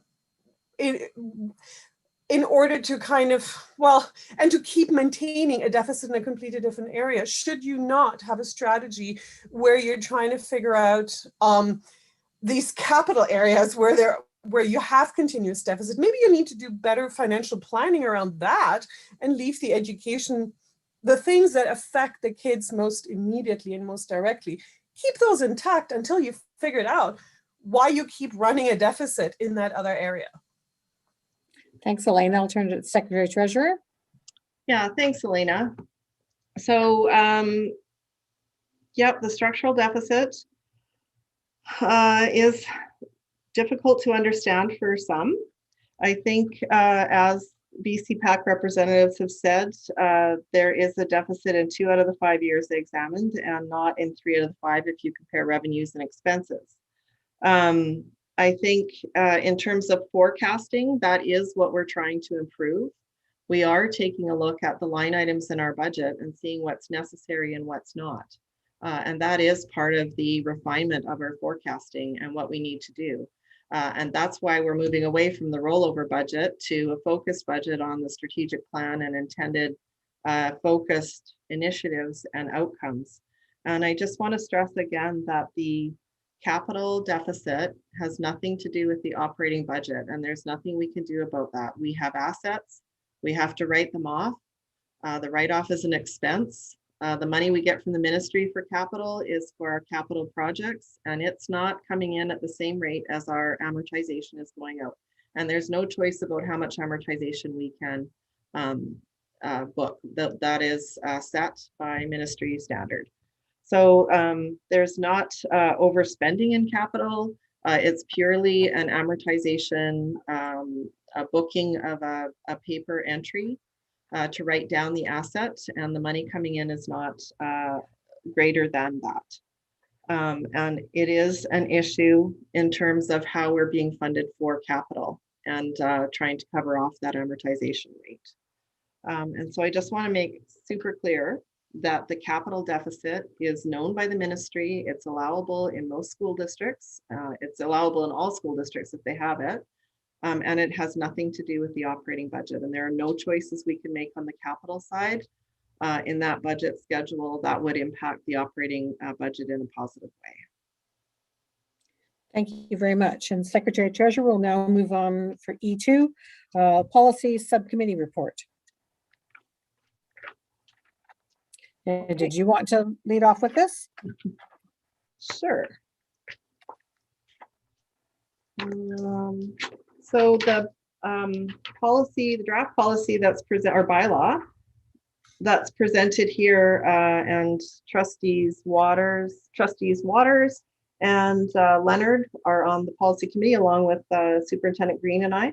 And this bylaw was revised based on some feedback from Trustee McNally, I believe, around wanting a little bit more structure on the ad hoc committee in terms of note takers and minutes and things like that. So we feel that we've landed in a place where notes and minutes will be taken and reported up to the standing committee, and that a chair will be selected at the first meeting of the committee and a note taker at each committee, so that there's some intended outcomes from the committee to report up to the standing committee to inform the board and the public.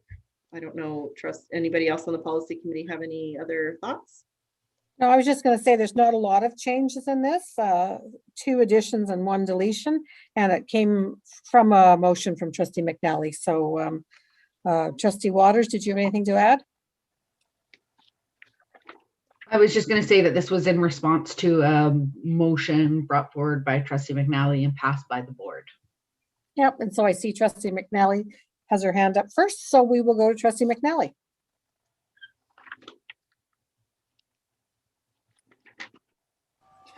Thank you, Chair. An amendment for number 7. Is it actually 1, 2, 3, 4, 5, 6? Yes, 7. It says number 7 on my sheet. So it's the member trustee will be responsible for providing the minutes, etc., etc. I'd like to add, and for ensuring minutes are posted not more than 1 week after the meeting to the ad hoc committee meeting minutes page. So just for clarification, a trustee would not be responsible for doing that. Well, I mean, I didn't want to make the amendment, several paragraphs long. How the trustee would be responsible for that is to liaise with whichever staff member or, recording secretary or whoever on staff is going to actually post the minutes. Okay, can you read that again? Sure. After reporting to the standing committee, comma, and for ensuring minutes are posted not more than 1 week after the meeting to the ad hoc committee meeting minutes page.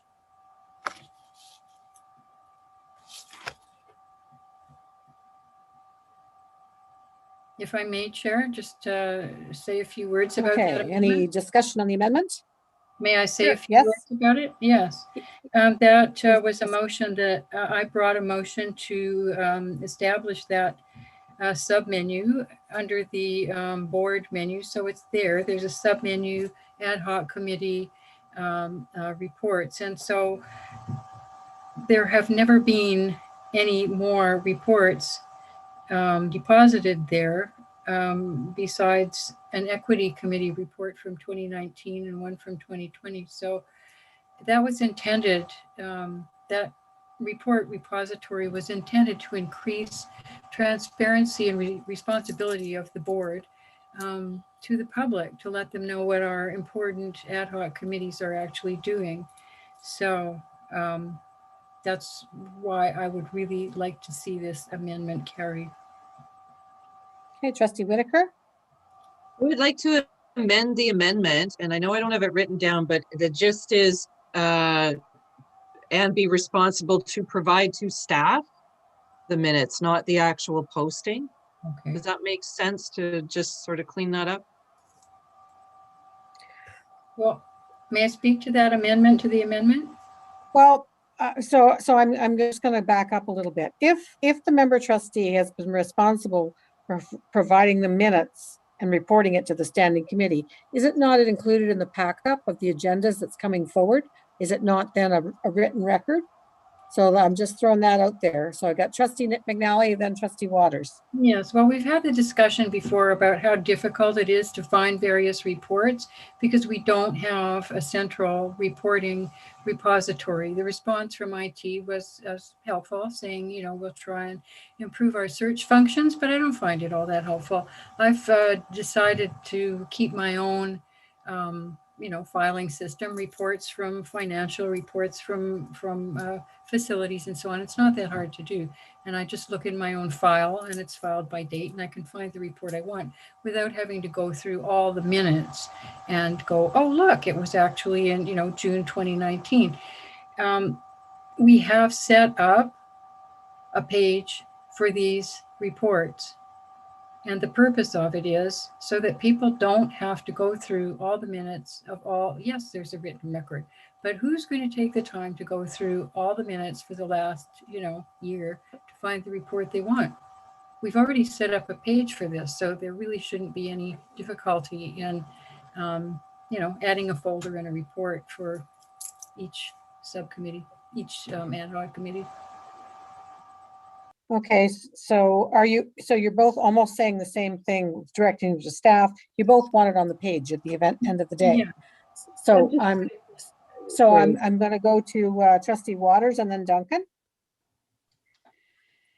For me, I think we end up with the same problem if we have a landing page for our ad hoc committees that our community may not be familiar with. It's a separate place to go and find the reports. Again, you're going to have to comb through all the minutes in the same way that Trustee McNally is describing as difficult currently. I think Mr. Canty and team have come up with a great solution where we can just search all the board minutes in one. The search function works great for me. I use it all the time. And so in my vision, it's everybody comes to the same place. If you want to see what the George J. Naming Committee did, there it is. Boom, you put it into the George J. into search function, and then every ops meeting that's come through is all there. And so it's one stop. Because I think the principles for me of being able to find things on the website is really like the fewer landing pages you need to go to. So for me, I'd love to have those minutes come forward at committee so that we can, as a board or committee, discuss what happened at the ad hoc, right? We don't want to be skipping the ad hoc. We don't want to be skipping the standing committee either.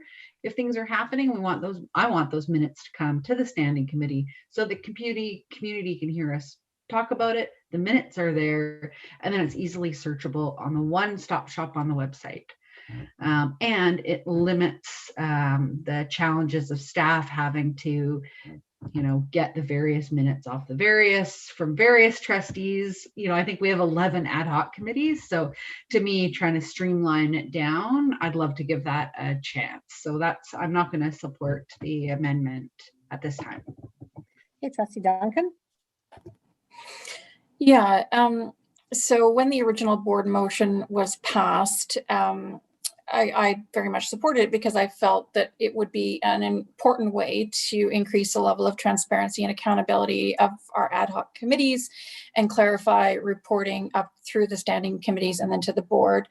And what I find with this particular amendment is that I think it falls short slightly, because what I'd like to see is that the bylaw be enhanced by adding really a separate paragraph, which, indicates that all agendas, minutes, reports, and up-to-date terms of reference for all ad hoc committees will be posted to our website. And so, I appreciate that the intention was to have reports searchable, but I think there is a gap currently in terms of the way that we as a board explain to the public through our website, which is really one of our primary means of communicating what we're doing on their behalf. At the moment, there isn't a way for someone to just go and look at the ad hoc committee page and find, oh, okay, there's 11 ad hoc committees. These are the agendas and the minutes and the reports that each of them are putting out. Here's the up-to-date terms of reference for these committees. So what I'd like to see, and maybe I'm suggesting, I guess, an amendment to the amendment, I'd like to see a separate paragraph, maybe a paragraph 14, which simply puts in place a commitment that ad hoc committee meeting materials, including agendas, minutes, reports, and up-to-date terms of references for all ad hoc committees will be posted to the district website, and just leave it to staff to ensure that they're posted where they should be.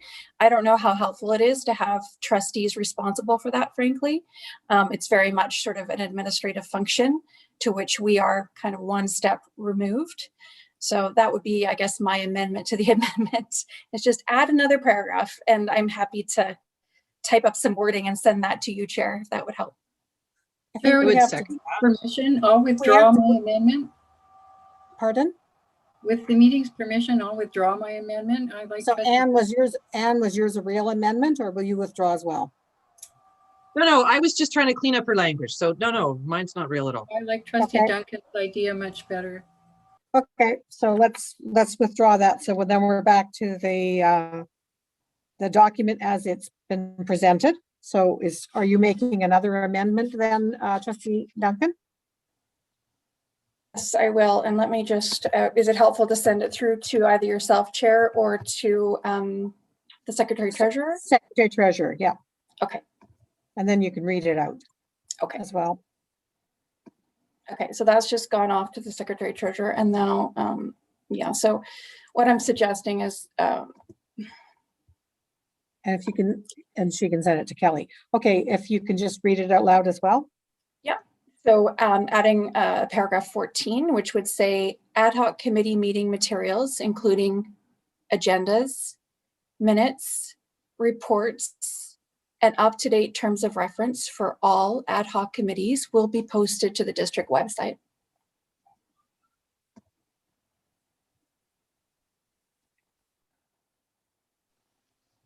Okay. Is that what you were getting at, Trustee McNally?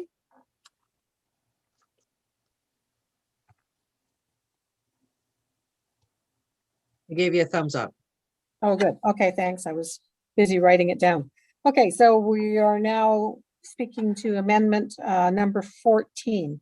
Any further speakers to the amendment? Just let me look over here. Okay, we will vote on the amendment. All those in favor of the amendment?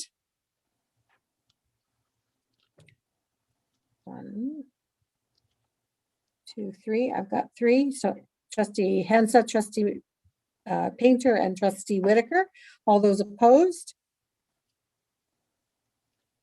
Myself and Trustee Waters, and the amendment carries. Okay, we're back to the main document as amended. So speakers to the document? No, okay. Okay, I'll call the question on the document as it is currently presented with the amendment number 14 added. All those in favor? 1, 2, 3. Change screen for Trustee Waters is up or down? Up. Okay, and that's a unanimous. I'm just concerned that it's 14 now, not in conflict with 7, but we're going to do this all over again at the board meeting anyway. So, and then we've got important business to get to. So yeah, you abstained? Okay, we'll change the vote then. I don't think it's in conflict, but we will have that discussion later. Okay, thank you very much. We are moving on to monthly financial report. Secretary Treasurer. Thank you. The report is provided for you as of March 31st. And so at this point in the year, we should be 30% spent in our 10-month budgets and 25%, 30% remaining and 25% remaining in our 12-month budgets. And so on our revenue side, we have 27% remaining to collect, which puts us in good stead. And on the expenditure side, we have 34% remaining to spend. And so this is not untypical for this time of year. We're 1% ahead of where we were last year. And this is where schools will start to examine their budgets in terms of trying to spend down some of their supplies and equipment money. Trustee Painter.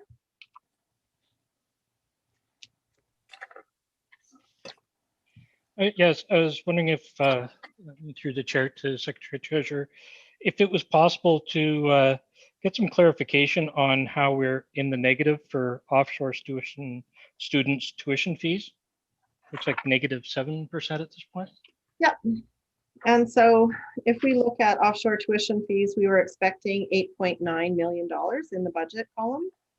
And we collected so far 9.6 million, and therefore our revenue is $605,000 greater than our budget. And so on the revenue side, that displays as a over over collection, I guess. Thank you. Someday I'll get that straight. Yeah, I know. Great. Okay. Thank you. We're moving along then to energy manager presentation. Mr.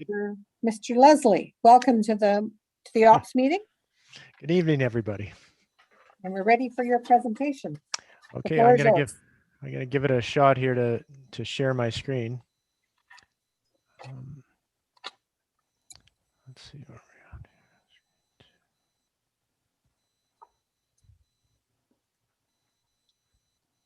we're at. Okay, how's that going? Awesome, thank you. Good. All right. So just going to give a quick overview tonight on energy management, covering two major parts of greenhouse gases and LED lighting. So I got to get going real fast here. So here we go. Oh, there we go. There. Energy management, what it means in the district. In a bit of a nutshell here, it's about decreasing greenhouse gas emissions, conservation, reducing energy waste, and generation. And I might even add storage, looking to the future, but that comes later. All these things, if we do them right, are going to save us money. As far as energy management, the resources that we're working with here are natural gas, electricity, water, fuel, and paper. So I'm going to look at these three first, and if you think about them in your minds, there's something that they have in common with each other, and that is greenhouse gas sources. Those three items are among our major sources of greenhouse gas. Let me get my laser pointer here. There we go. So looking at the big piece of the pie here, 90% of our greenhouse gas is coming from buildings. Followed by 7% in our mobile energy use fleet, meaning gasoline and diesel, and 3% in office paper. So you can see from this chart, the largest opportunities are in buildings. And within the buildings, heating dominates the greenhouse gas production. So what do I mean by that? If you look at a yearly chart of our greenhouse gas production, or sorry, monthly, you'll see it pretty much mirrors our heating demands. So if you go to like May or June or September, we still have students in the schools, but we're not producing greenhouse gas. If every month was these months with low heating demands, we wouldn't have a problem. So now I'm going to look at this is our progress on our greenhouse gases over the last 10 years. We've got a nice slowly decreasing green line trend here. This is based on the average. And this decreasing trend is in part because we've been looking at those building opportunities, boiler upgrades and building envelope improvements. Building envelope improvements meaning windows, roofs, and we tend to target things near their end of life. So we take advantage of the opportunities as they come around. Now looking at our greenhouse goals here, they're the same as what we have set aside by the province through Clean BC.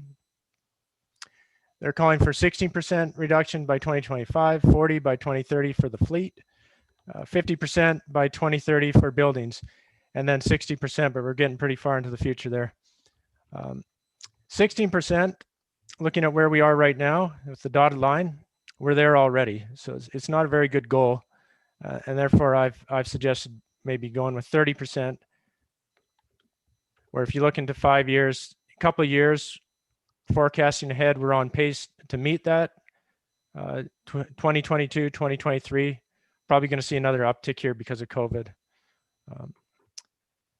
Looking ahead to 2030, 40% reduction would look like something right around here. So we got a good pace for that as well.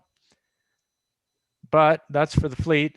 So 90% of this is for the buildings. So 50% reduction of greenhouse gases puts us right on pace with our current trend, which is good news. But before we give ourselves a pat on the back, this represents the low-hanging fruit. This is easy stuff. It gets harder, and we have to keep the funding up because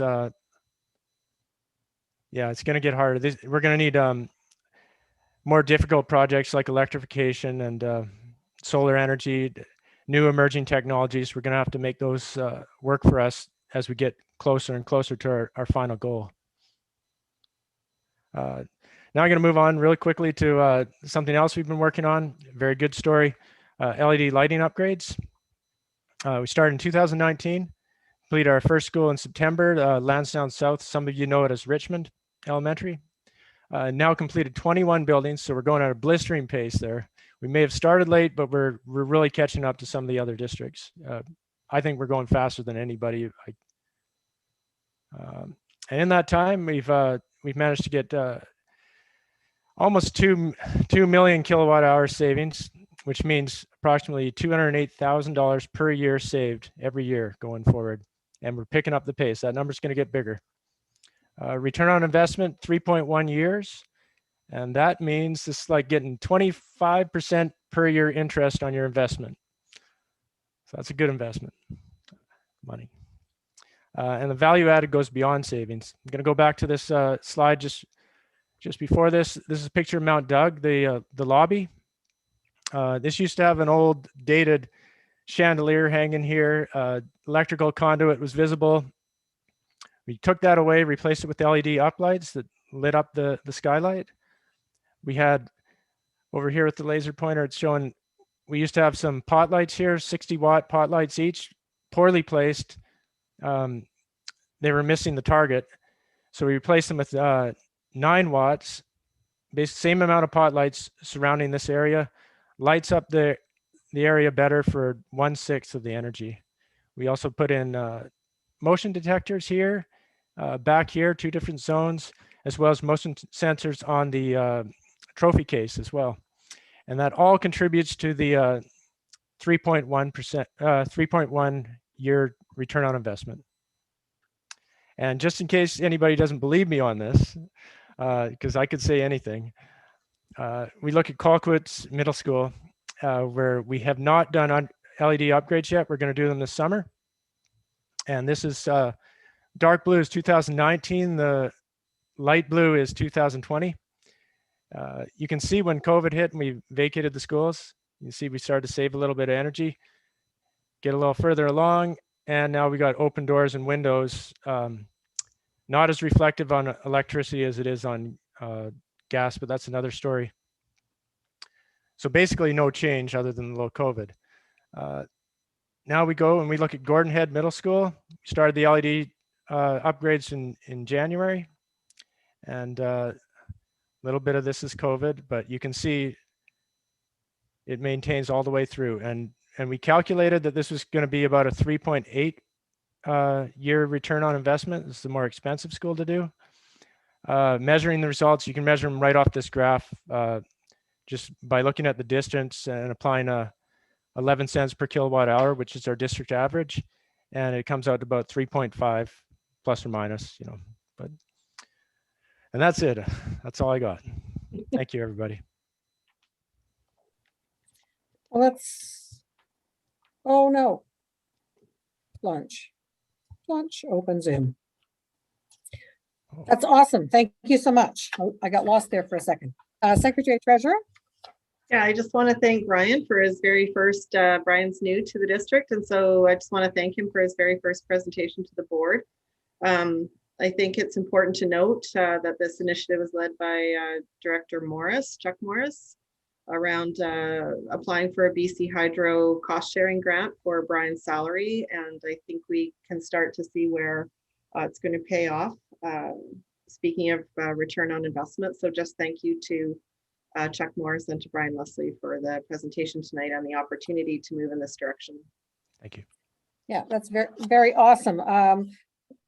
We will look forward to more reports and things to come. I've got Trustee Duncan and then Trustee Painter. And if you're mindful of the time, we still have a lot to cover. So if I could move you along quickly, Trustee Duncan.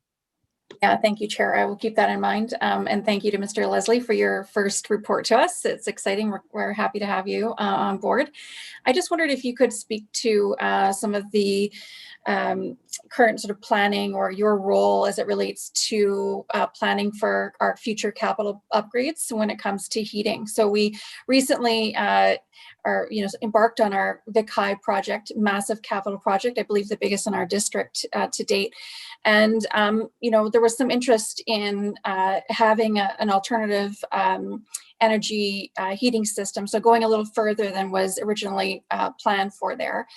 I know we're going to get the natural gas boiler, but I'm wondering, some of us would have liked to have seen us go further and thought of it as an opportunity, but I'm wondering whether this is something that's on your radar as an energy manager in terms of feeding back to the board some recommendations around how we can enhance our heating in future, and especially when we have an opportunity through a capital project like that.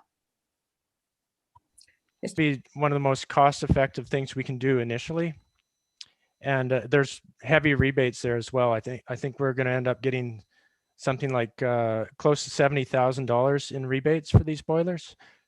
So that's about half of what they're worth. So that goes a long way to paying back our investment.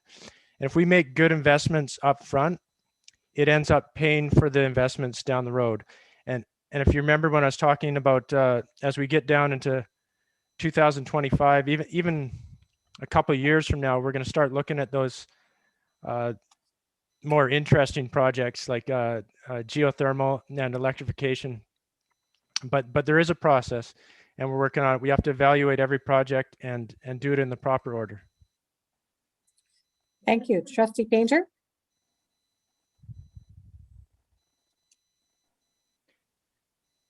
Thank you, Chair. Yeah, my question is sort of along the same vein, and perhaps I'm getting into the weeds.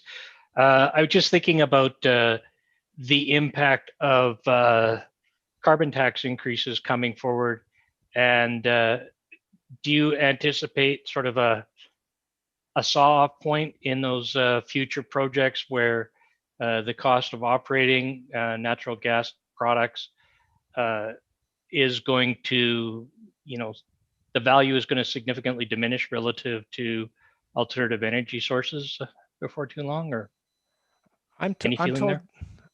I'm told that they're whenever we evaluate a project, we're looking to see what the greatest return on our investment is, because it's kind of a marathon here that we're running, and with limited funding. Funding always helps. So we have to make the best investments early on, and then we end up getting to our greenhouse goals faster in the end. Now, if they were to increase carbon emissions significantly, right now when I evaluate a project, if I'm comparing a natural gas project to electrification project and the return on investment, when I'm done, the natural gas project, I got to add 10% to the cost of that because of the greenhouse gases. If they were to increase that carbon offset price, then that goes up, and then because of that, the return on investment of the electrification becomes more favorable. So, and then just clarification, when you're looking at return of investment, is that on initial purchase, or are you working with a life cycle model? Life cycle is that's how we get a lot of these projects done. We definitely want to look at attacking projects that are already near end of life. And that is always considered. Most of the projects we do, most of the boiler upgrades, that's a factor. So end of life is always considered. Yeah, no, but I mean, like, you're looking at the cost of operating the plant over its expected life cycle, as well as just the upfront purchase cost. Yes, absolutely. Okay. That's part of the equation. Thank you again, Mr. Leslie, for presenting to us, and we look forward to having you come to another ops meeting at some point in time. Thank you. Look forward to it. Thank you. We're moving on to facilities planning. Mr. Morris with operations update. Good evening. I'd also like to thank Brian Leslie for his first report to you folks. He's done a pretty good job here, so kudos to him. Your report, it's fairly brief. You can see the building maintenance services. We're talking about a number of things there. We did include the answers to some of the lead questions that came up at a previous meeting. So you can see that in there, and if you've read it, you can see the answers. Minor capital, major capital, operation, transportation, health and safety, network, and then Brian's report on here as well on climate and energy. I will, if you have any questions or comments, I'll do my best to answer them for you. Trustee Rob Painter. Thanks, Mr. Morris. Appreciate this. It's always, well, every time we get a facilities update, it's an interesting time because you're always so busy and do so many good things. With respect to the Vic High design, the last view or the last sort of layout we saw was of a very abbreviated running track around the soccer field. Now that we've received or direction from City Council that they want their staff to work with ours to ensure that the footprint of the 400-meter track is a go, is our plans being developed to revise the layout to take that into consideration over the longer term? Through the chair, that information hasn't reached me, and the way the entire project sits today, it won't fit. So I'll need more information. If City of Victoria has offered information to us, I'll have a look at it. But at this point in time, I don't have that information. Okay. Perhaps Trustee I can Duncan. follow up with an email. Trustee Duncan.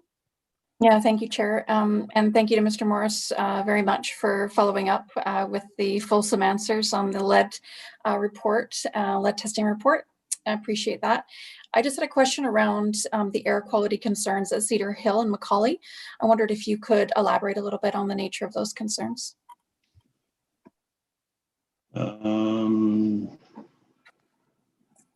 Usually what we do, as soon as we get a report of air quality issues, we investigate it right away.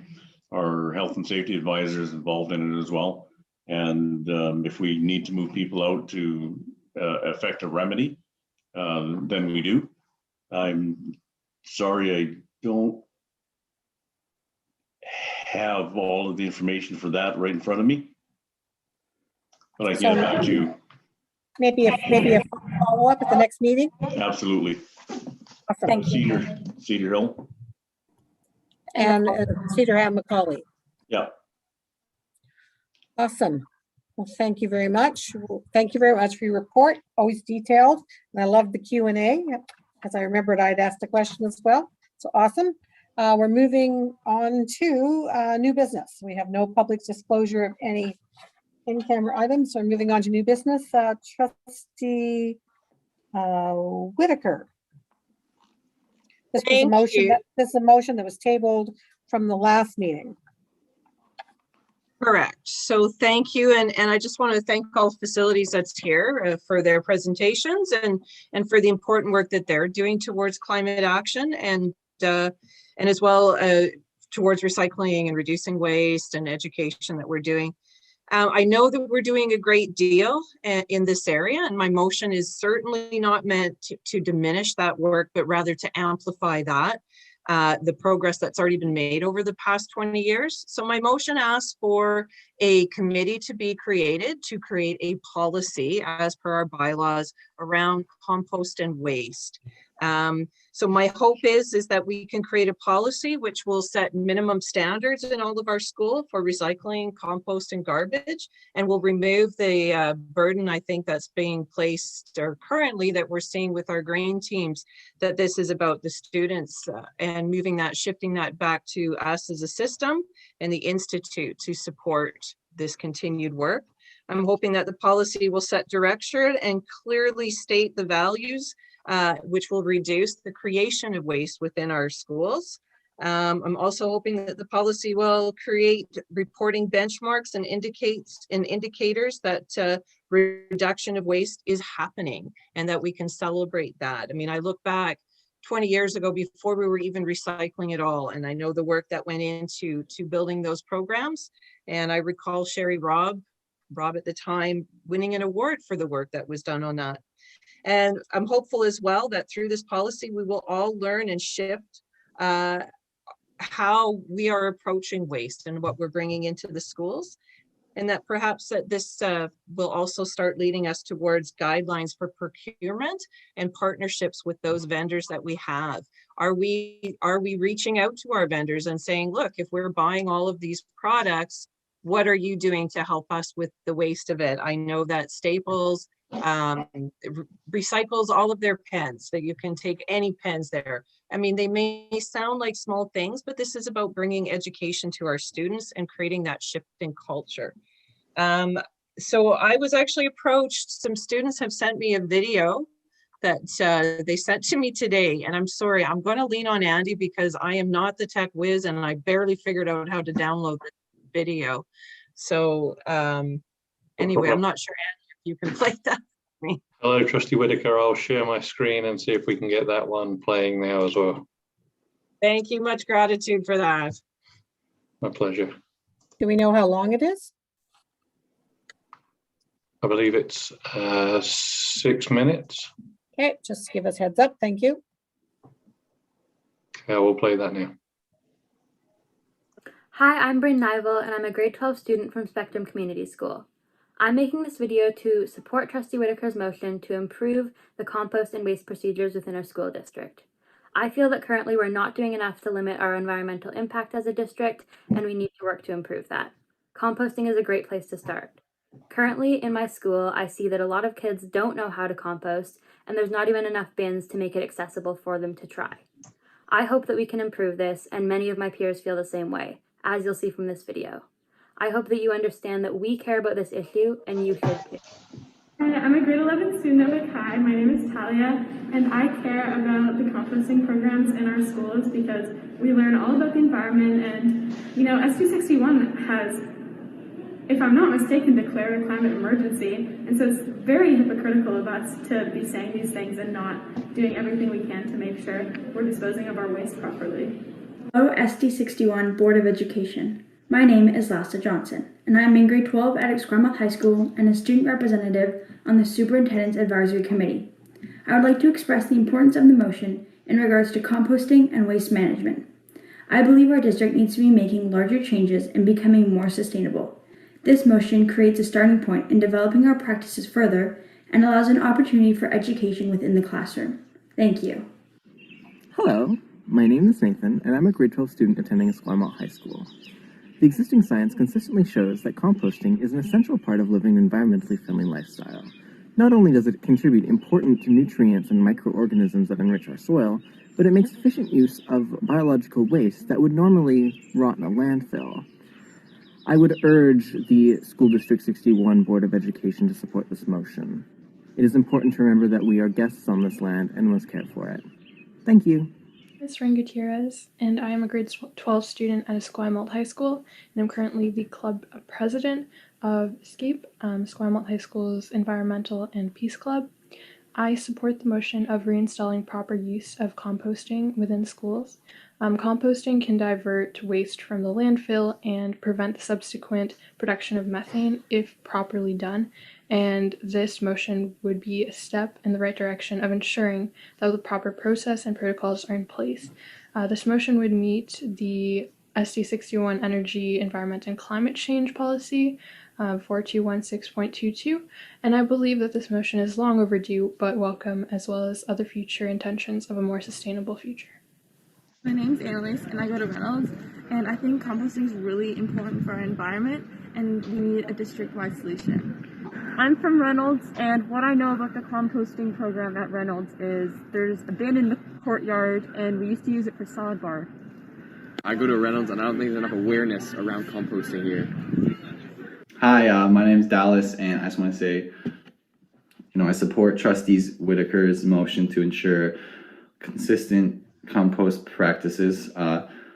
Composting is important to me because, it saves the environment, and if there wasn't composting, there'd just be a lot of litter, and we don't want that. We want to save the environment.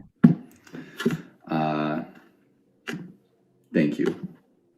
Hi, my name is Rebecca Wolfgate, and I support the school board's motion to implement stronger compost and waste systems in schools. Although I do have a long list of things that I hope the school board would do, such as implementing meatless Mondays in school cafeterias, getting sustainable transport to and from school for those who need it, and making the school district carbon neutral without carbon offsets in the near future.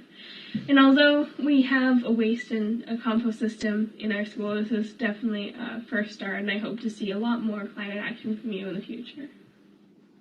Hello, my name is Katja, and I'm a grade 12 student at Esquimalt High School. Policy 4216.22 states, the Board of Education takes it as its responsibility to ensure that every effort is made to conserve energy and resources in order to reduce the district's carbon footprint, end quote. Scientific evidence shows how important and positive composting is for the environment. Composting would definitely help SD61 reduce its carbon footprint and aligns with your policy's guiding principles and goals. I strongly urge you to support this motion and also be fully transparent with students, staff, and parents about composting and recycling in SD61. I support the motion because eco-friendly schools can lead to an eco-friendly future. I support the motion because composting in schools will lead to a greener society. I support the motion because it's important to have eco-friendly schools and it's important for the future of our youth. Hi, I'm Roxy, and I think we should start composting everywhere. I think it's an easy, simple solution to our waste, and I don't think it's a huge transition to start composting. And for that, I just think, why not? A better compost system is something that we really need in all of our schools, because right now we don't have a lot of compost bins, and we don't have a lot of compost bins, so it leads students to just throw things that are compostable into the garbage. And that is a detrimental thing, because when we throw something such as a banana peel or apple core in the garbage, it goes straight to the landfill and sits idly. Whereas if we were able to compost things, we would be able to give it new life and really be able to create a more sustainable future.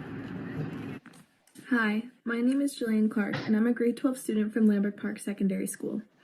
I support Trustee Whitaker's motion to improve composting in SD61 schools because I think that is the right thing to do for the environment and for a sustainable future. I'm a student at Oak Bay High School, and I support Whitaker's motion to introduce composting to SD61 schools. I've seen so much food go to waste at school, and composting would be a really beneficial way to combat this. It's also really important to set a good example for future generations. Composting is just the beginning of battling climate change. Thank you for watching. I hope that you will take the student opinion into account and vote to support Trustee Whitaker's motion.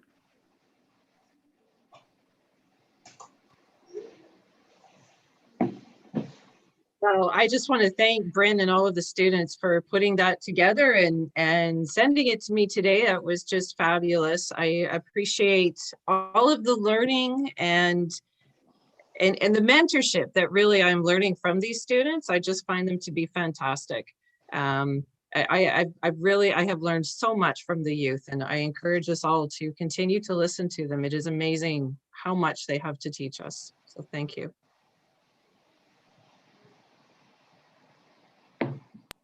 Thank you. Before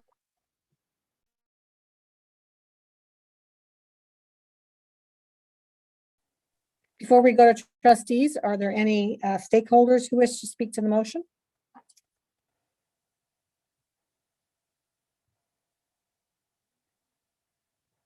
PCPAC, Crystal.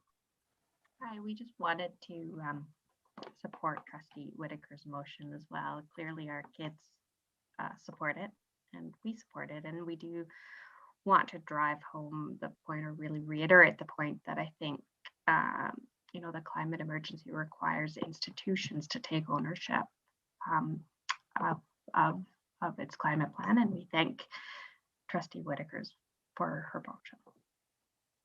Thank you very much. Opening the floor to trustees now. Comments, Trustee Duncan. Yeah, thank you, Chair. And thank you, Trustee Whitaker, for bringing your motion forward. I do support the motion, although I'm not a voting member of the committee. I do support the motion. I think that the motion is articulated in a way that provides a framework, a procedural framework for including students in the development of policy in this area. I think it complements and again provides that procedural grounding through our bylaw 9210. Complements the work that Mr. Baggett is doing and the superintendent and students are already doing.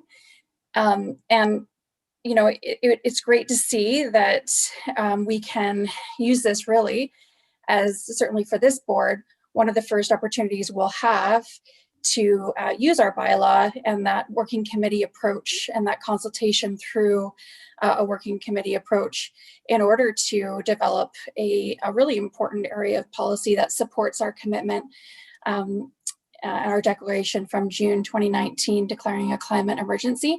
And what a better way to kick off our efforts as a board or to continue those efforts than by supporting something that is clearly supported by our students.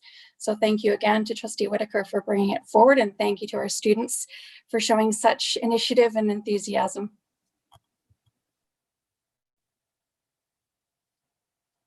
Okay, Trustee Waters.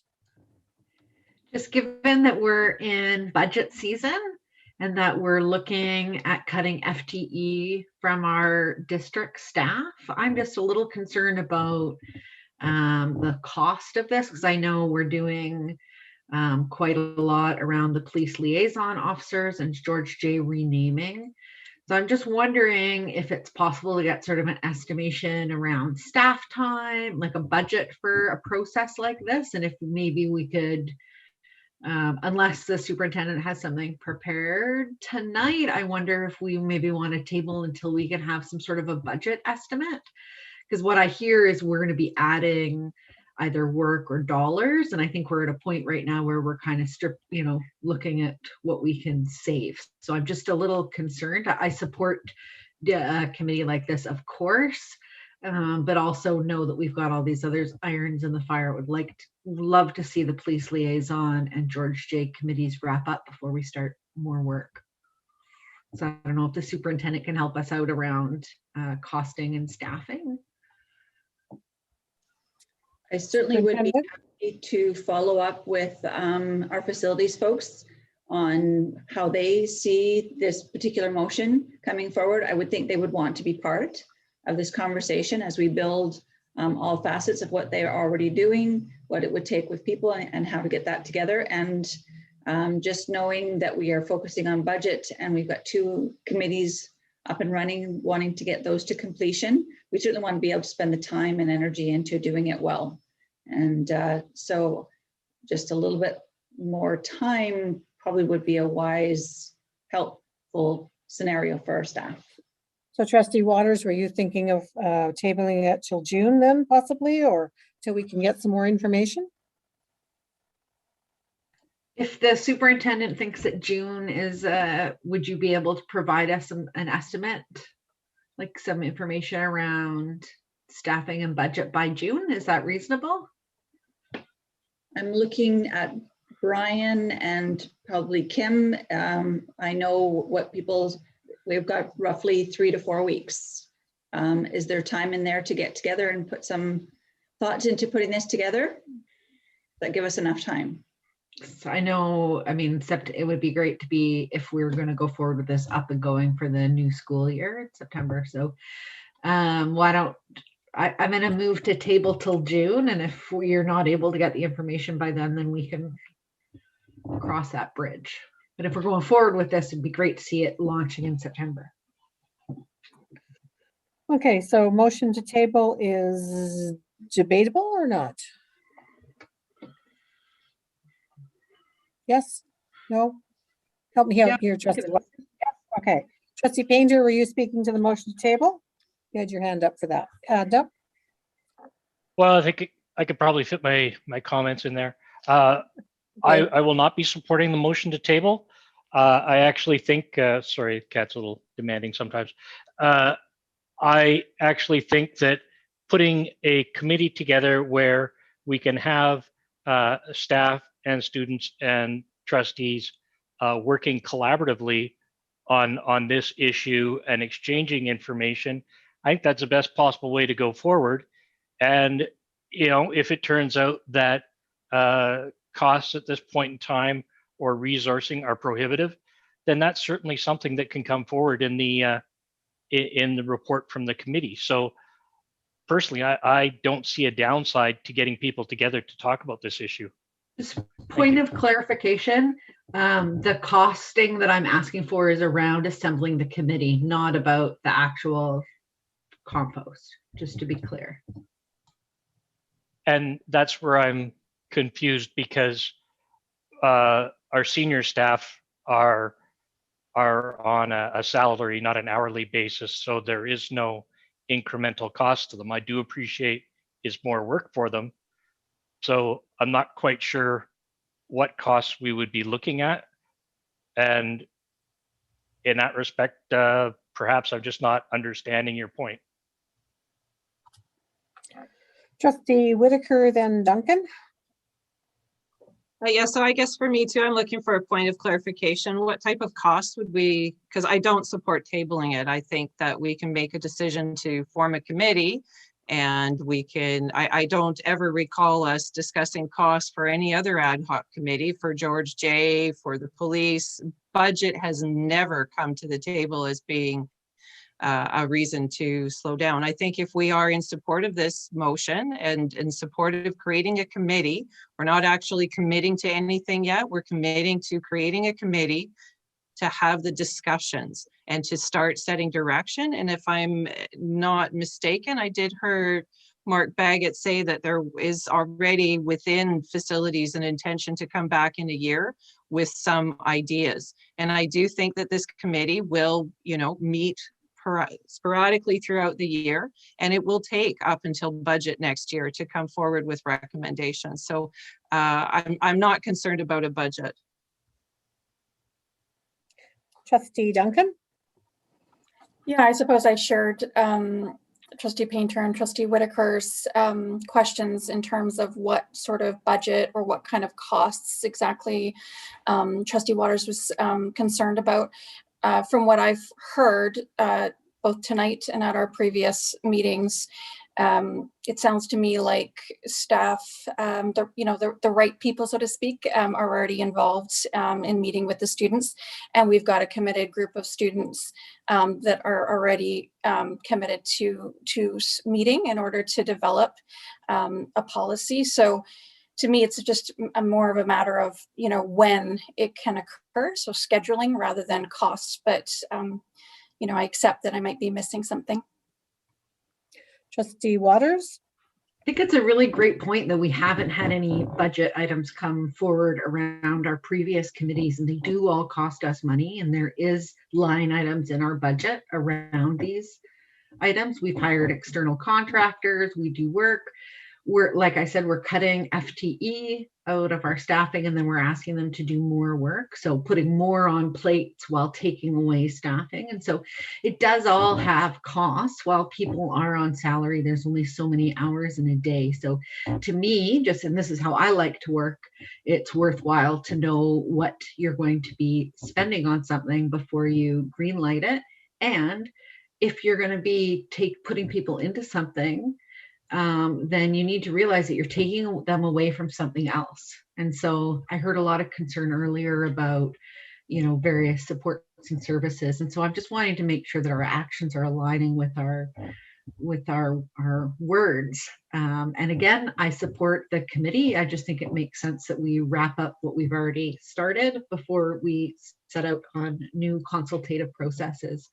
We have 48 schools, 45 that would be involved in this. It's going to cost money to go out and have those conversations across all of those schools in a meaningful way. Thank I don't you. know if the superintendent wants to speak to it, but I mean, I think we should, for all of our committees that we as a board initiate, we should be approving a budget every time, because the bottom line matters. And if we want to put money in the classroom, then we need to be mindful of how we are spending money on our initiatives.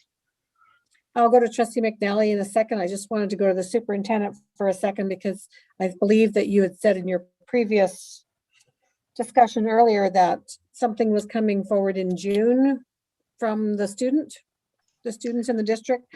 So I wouldn't want this to overlap with what they're doing as well. So yeah, the students are planning on bringing forward a motion in regards to the soft plastics. We are very aware that everybody has lots of ideas about how far to do with recycling and composting, and that's our energy manager that we've brought into play, because as we've gone through this process before, people have had thoughts and ideas about the depth and breadth of where we were to go in regards to the climate emergency. I believe that if a committee is formed, you're going to get an awful lot of people that want to have a voice in it. And so there's going to be probably an initial structure, I would presume, pulling some people together on their thoughts on how to be doing this, and then likely designing a fairly fulsome consultation process, because there's a ton of interest and everybody has an idea. And I would like to be able to have the time to put into that. I know right now that there just isn't any extra time for any staff.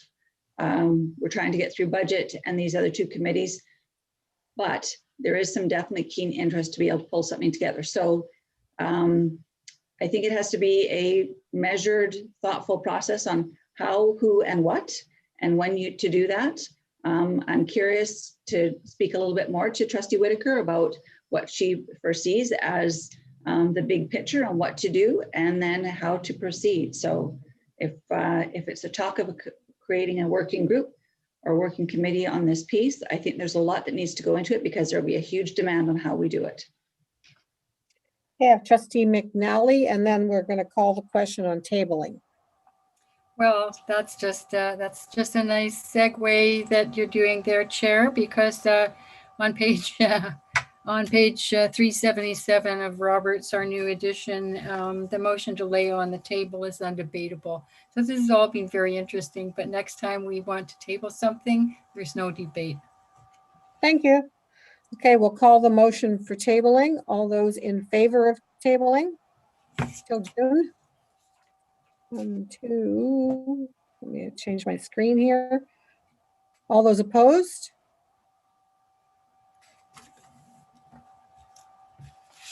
One, 2. Okay, so the motion to table passes.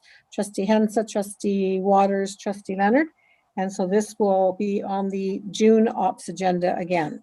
And we'll hopefully have some information, a little bit of information from the Secretary Treasurer or the Superintendent as to costs and timeline that staff could undertake something along this line.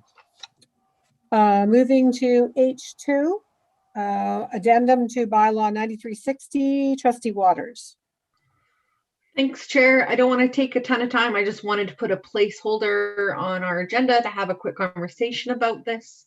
We don't have anything attached to 9360 that talks about how we handle correspondence. And there has been a lot of sort of back and forth around it. And certainly as chair, I would appreciate really clear direction around how do we, what goes into the agenda package, how are we doing it? And I think it would be good for the community around openness and transparency, so they know when they submit a letter to us, how it works, that it gets on an agenda or not, because sometimes folks are sending us private information and they don't want it published on the website and out there. So this is the way that we'd been doing things previously. It was policy development was going to the subcommittee, and so this is a suggestion.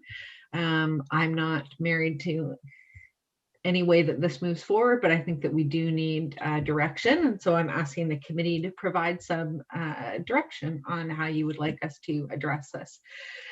So the motions to direct the policy subcommittee to develop an addendum to 9360.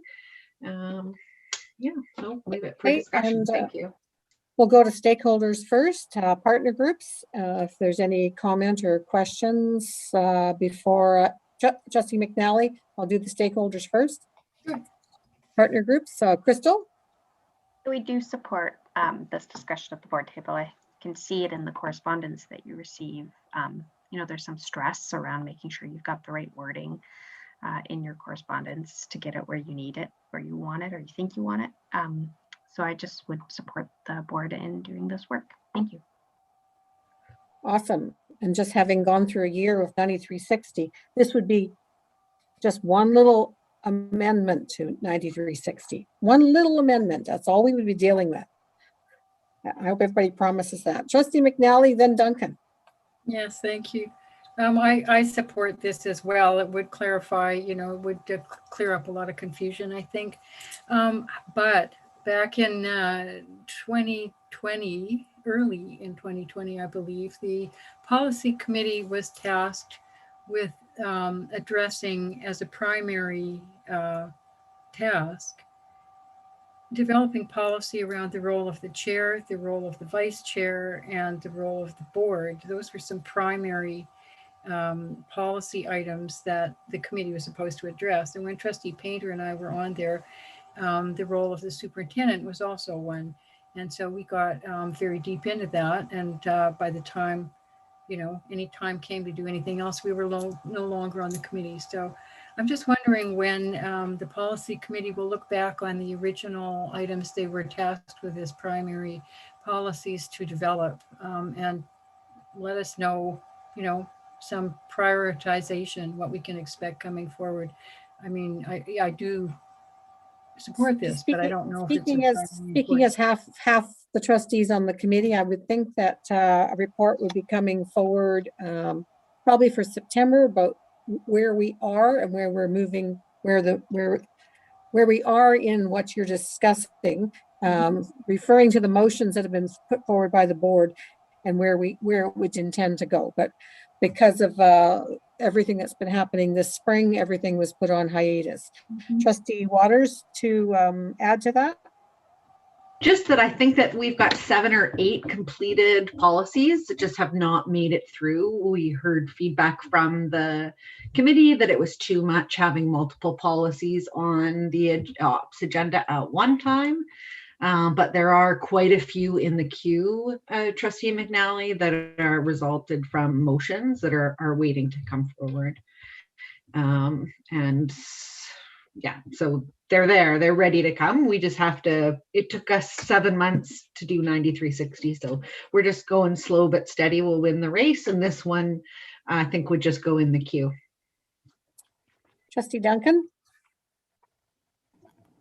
Yeah, so I just had a question. So I most certainly do support clarifying how we should be treating correspondence. But I'm minded, and I wonder if the trustees or possibly the Secretary Treasurer and Superintendent can assist me in this question. So in looking back at our motions, our board motions on May 23rd, 2017, so the previous board directed the superintendent to develop protocols to reply to inquiries from school district number 61 stakeholders, and it was referred to at the time a public engagement ad hoc committee to do that work in developing a protocol. So I'm wondering if the trustees around the table, or maybe the superintendent, could speak to where that got to, and if there is some work that's already been done on establishing protocols on how we're going to treat, in this case it was inquiries, but correspondence from our stakeholders. I would assume that would be part of the work that would be involved in creating the wording for whatever was in 9360. So that would be my expectation. So we've heard you, and we would take that back to the committee and do that work. Hope that helps. Trustee Duncan, as a follow-up. Yeah, just a clarification. So you're saying that the board motion from 2017, just nobody knows what happened to it, or we're not sure whether the public engagement ad hoc committee did the work? Trustee Waters. Yeah, they did a lot of work and they reported to the board. You can find all the reports that they brought forward. I don't know that it touched specifically on correspondence. Lisa McPhail was involved with that, and I think it was Trustee Orcherton.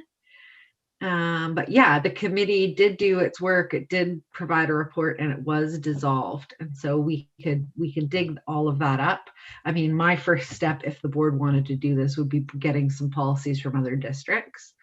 But that's a great idea too, is looking at what we have from the Public Engagement Committee. But all of their reports are available on the website. I haven't looked at them in a while though. They are there. And it was dissolved. Okay, if we can, motions on the floor. If no other speakers are ready to go, we will call the question. Got no other speakers there. Okay, all those in favor of the motion? 2, 3, and the motion is unanimous. Thank you. Excuse me, Trustee Leonard. Yes. We have some members of the public who are asking if they're able to ask questions on the new business. Under new business? Under this portion? Well, we usually take inquiries from partner groups, but not from the floor, which would be from the public, correct? That's on a committee. We take it from the public. Absolutely. I would, Chair. Sorry. That's a standard procedure. Okay, I stand to be corrected. Zoom is not my forte, as you all know. So do we have questions in the queue here, Mr. Canty?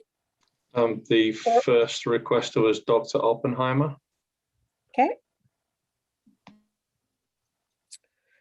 Let me just find. I want to apologize because I've been following things and I have a couple of things I want to raise that may not fit exactly under this specific item. So I could wait until later. Yes, if I could ask you, if you have a comment or a question to refer to the agenda item that we're on, it would make it a lot easier for us, and we still have quite a few agenda items to go. So do you have something specific to this? No, item here? I would like to wait. Thanks. I'll put my hand up at the right time. Great, appreciate that. Thank you. Is there any other comments, Mr. Canty, for this particular H2 on the agenda? In that case, may I ask Sally Murphy and Marita Dashel to do the same, please, which is raise your hand in the Zoom application at the item you're hoping to ask a question to. That would be awesome. Thank you. So if there's no further speakers to this particular item, I'm going to call the question, and that's on the correspondence for 9360 addendum. All those in favor, we've already done that. We've already passed that one. So we're now moving to H3. We called the question, did we not? We did. Yes, thank you. H3, annual salary increments for senior staff. Trustee Painter. If I could ask Superintendent to speak.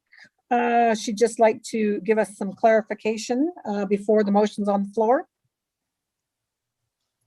Trustee Painter, do you want to speak to your motion first? I can do it either way.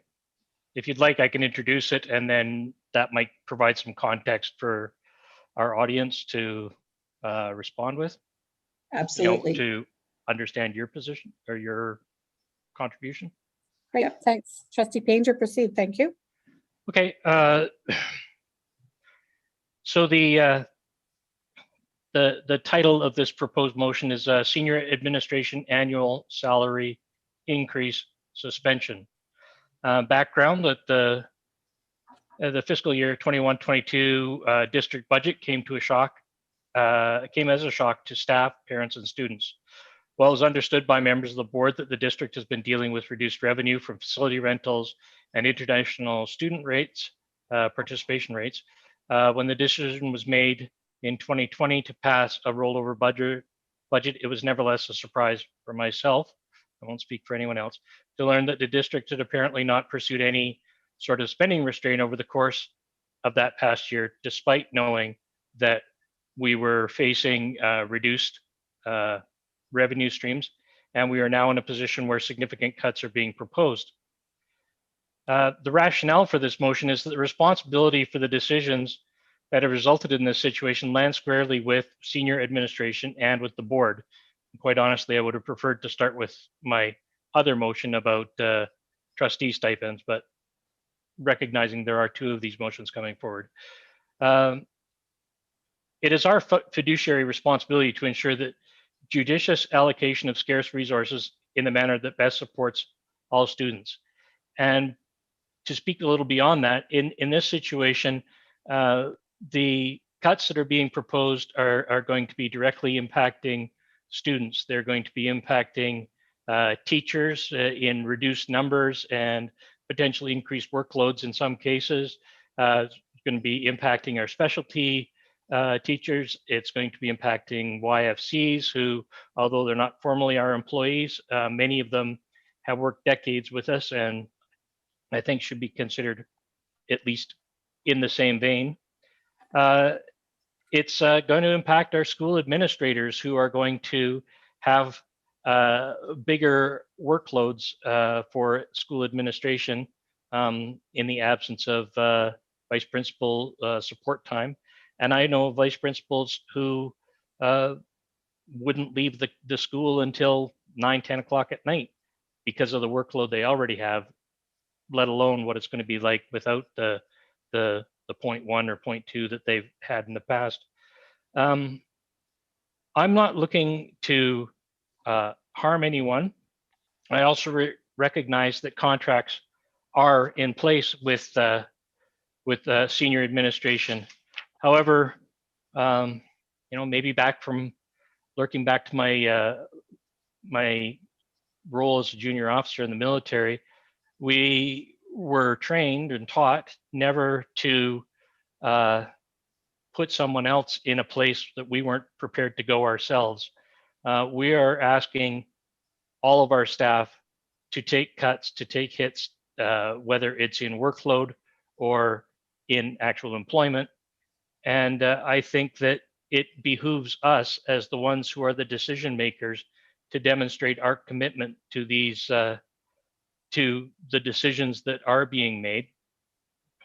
With that in mind, the recommendation is that the Board of Education of Greater Victoria School District 61 direct the superintendent to engage in discussions with staff in senior administrative positions to voluntarily suspend their annual salary increments for the school year 21-22 to signal their commitment to share in the impacts resulting from budget cuts necessary to enable the district to function within its annual budget.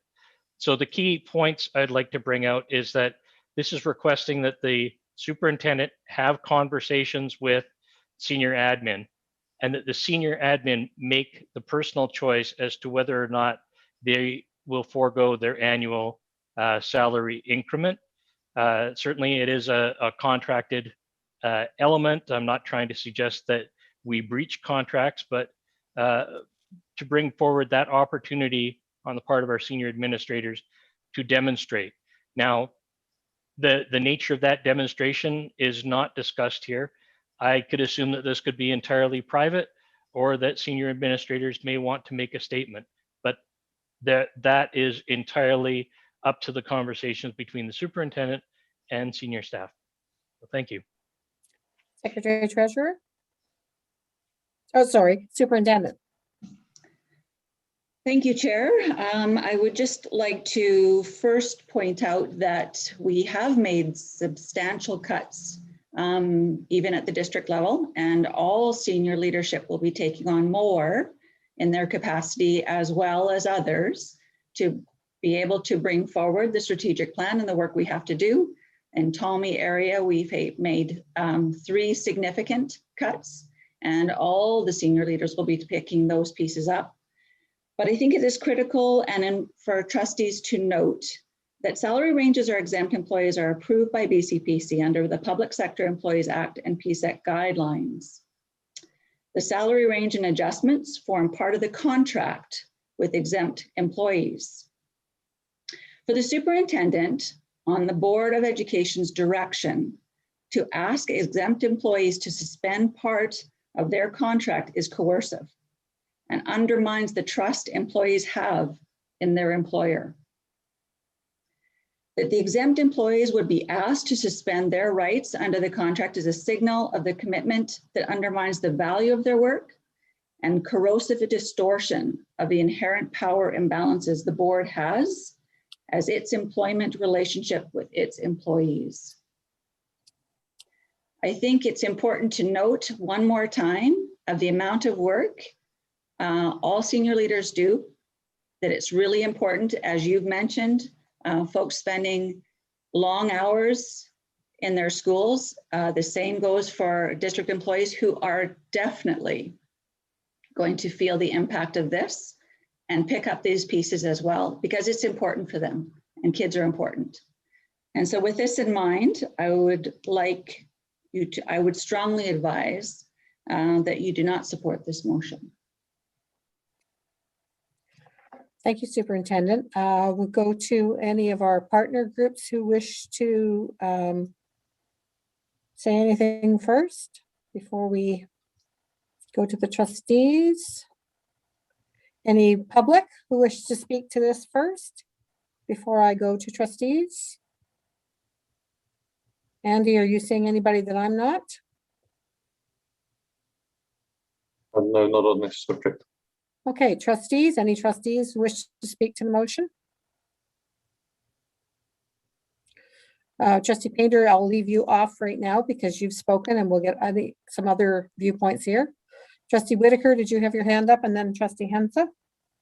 Yeah, thank you. And I thank Trustee Painter for your creative thoughts on how to address this budget. But I would, what I would say is that I think that it is what you're asking for is obviously going to be a very personal choice. I don't know that it's something that I would ask the superintendent to do, but I would remind, of course, all of our staff that we do have a robust charity that we would happily take donations for. There is always that option for staff to make donations to the district that way. Yeah, so I don't know that I can support it based on as well. I know that BCPC, you know, these are contracts. This is asking people to take a reduction in a contract is, I just don't think we can do that. So I'm sorry, but I can't support that. Okay, any other speakers to the motion? Trustee Hensa? Thanks. Yeah, as Trustee Whitaker said, I do appreciate Trustee Painter's attempts at creative problem solving, but there's no way I can support this. We would never ask our teachers or our EAs to take a pay cut, and I don't think we can ask our district staff to as well. They work really hard. I know that they're working late and overtime and through holidays. Never mind just the legal ramifications. I've also been involved in jobs where I've been impacted, my pay's been impacted because of decisions made higher up, and it is a horrible feeling. And so I can't support this. Okay, we'll call the question on the motion. Sorry, Trustee Painter?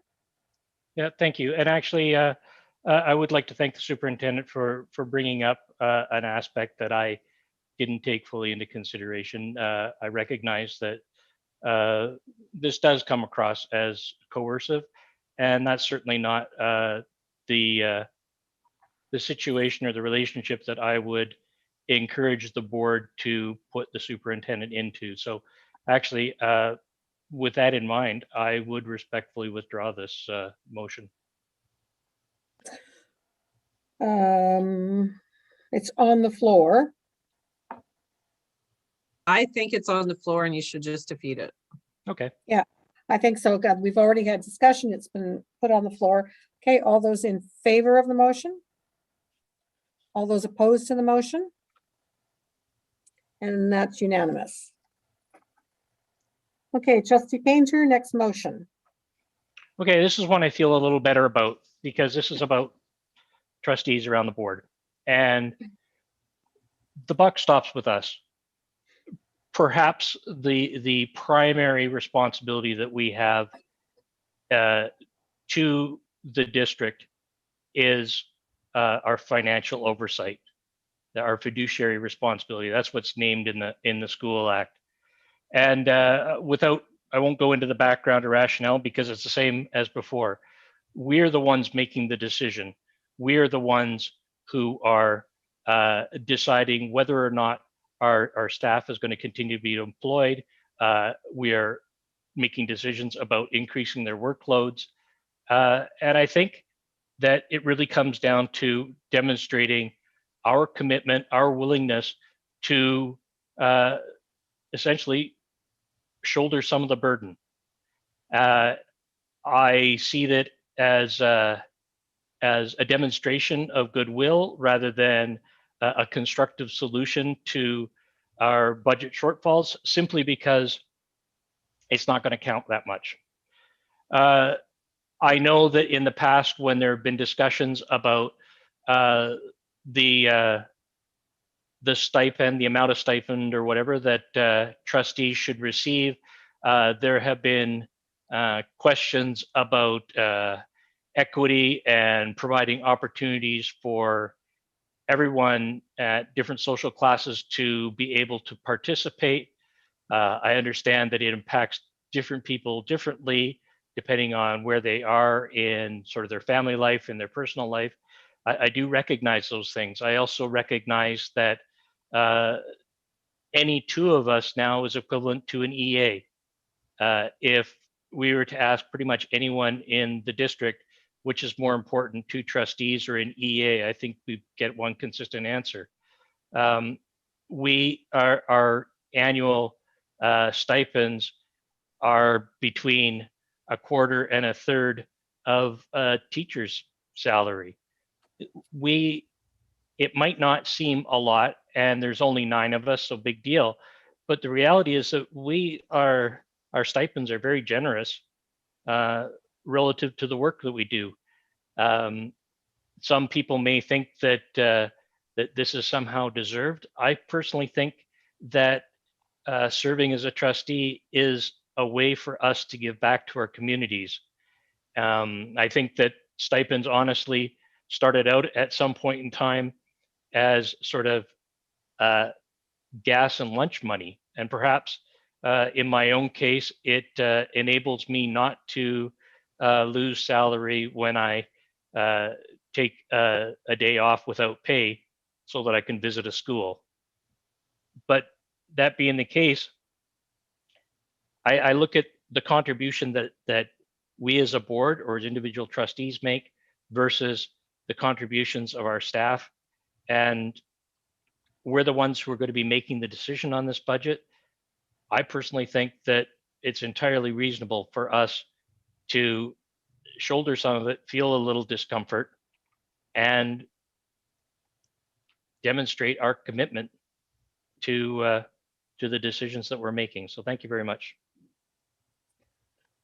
Okay, thank you. I have, we're going to do stakeholders and public first. So I have Corinne, and then I have so far Trustee Waters. Corinne. Oh, hi. Thank you again.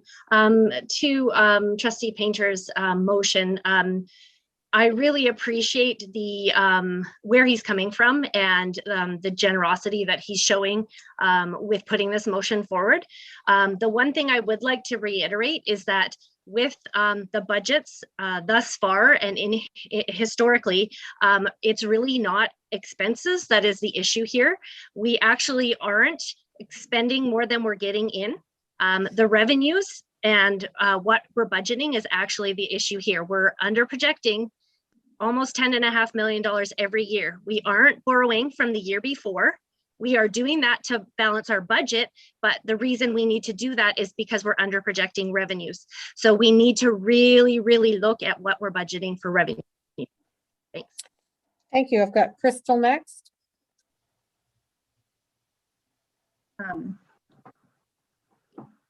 I love your creative thinking, Trustee Painter, but as a VC PAC rep, we're all volunteers.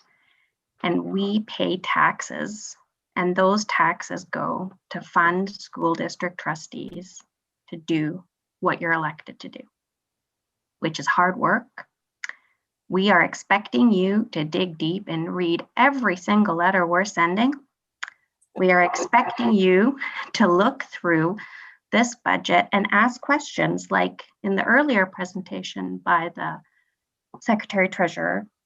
You know, she had a couple comments about why we're still cutting strings, and it's classroom organization, which means planning, and it's vulnerable students don't participate. Well, cutting it, you know, we're not saying vulnerable students don't want to participate. How do we get them to participate? So I guess I just want to say we want you to take that money. It's public money. We respect you. You're here to do a job, and your job is to keep cuts away from students and programming. And so we would just want you to do that and have line items. Look through, you know, I heard that Trustee Painter still hasn't received the line item of the budget. That's your job. Respect, ask for the line item of the budget, spend your evenings looking through it, because that's what you're getting paid for. And we so value you, but we want you to do that work and receive the money. Thank you. Thank you, Trustee Waters. So every single person in our system is valuable.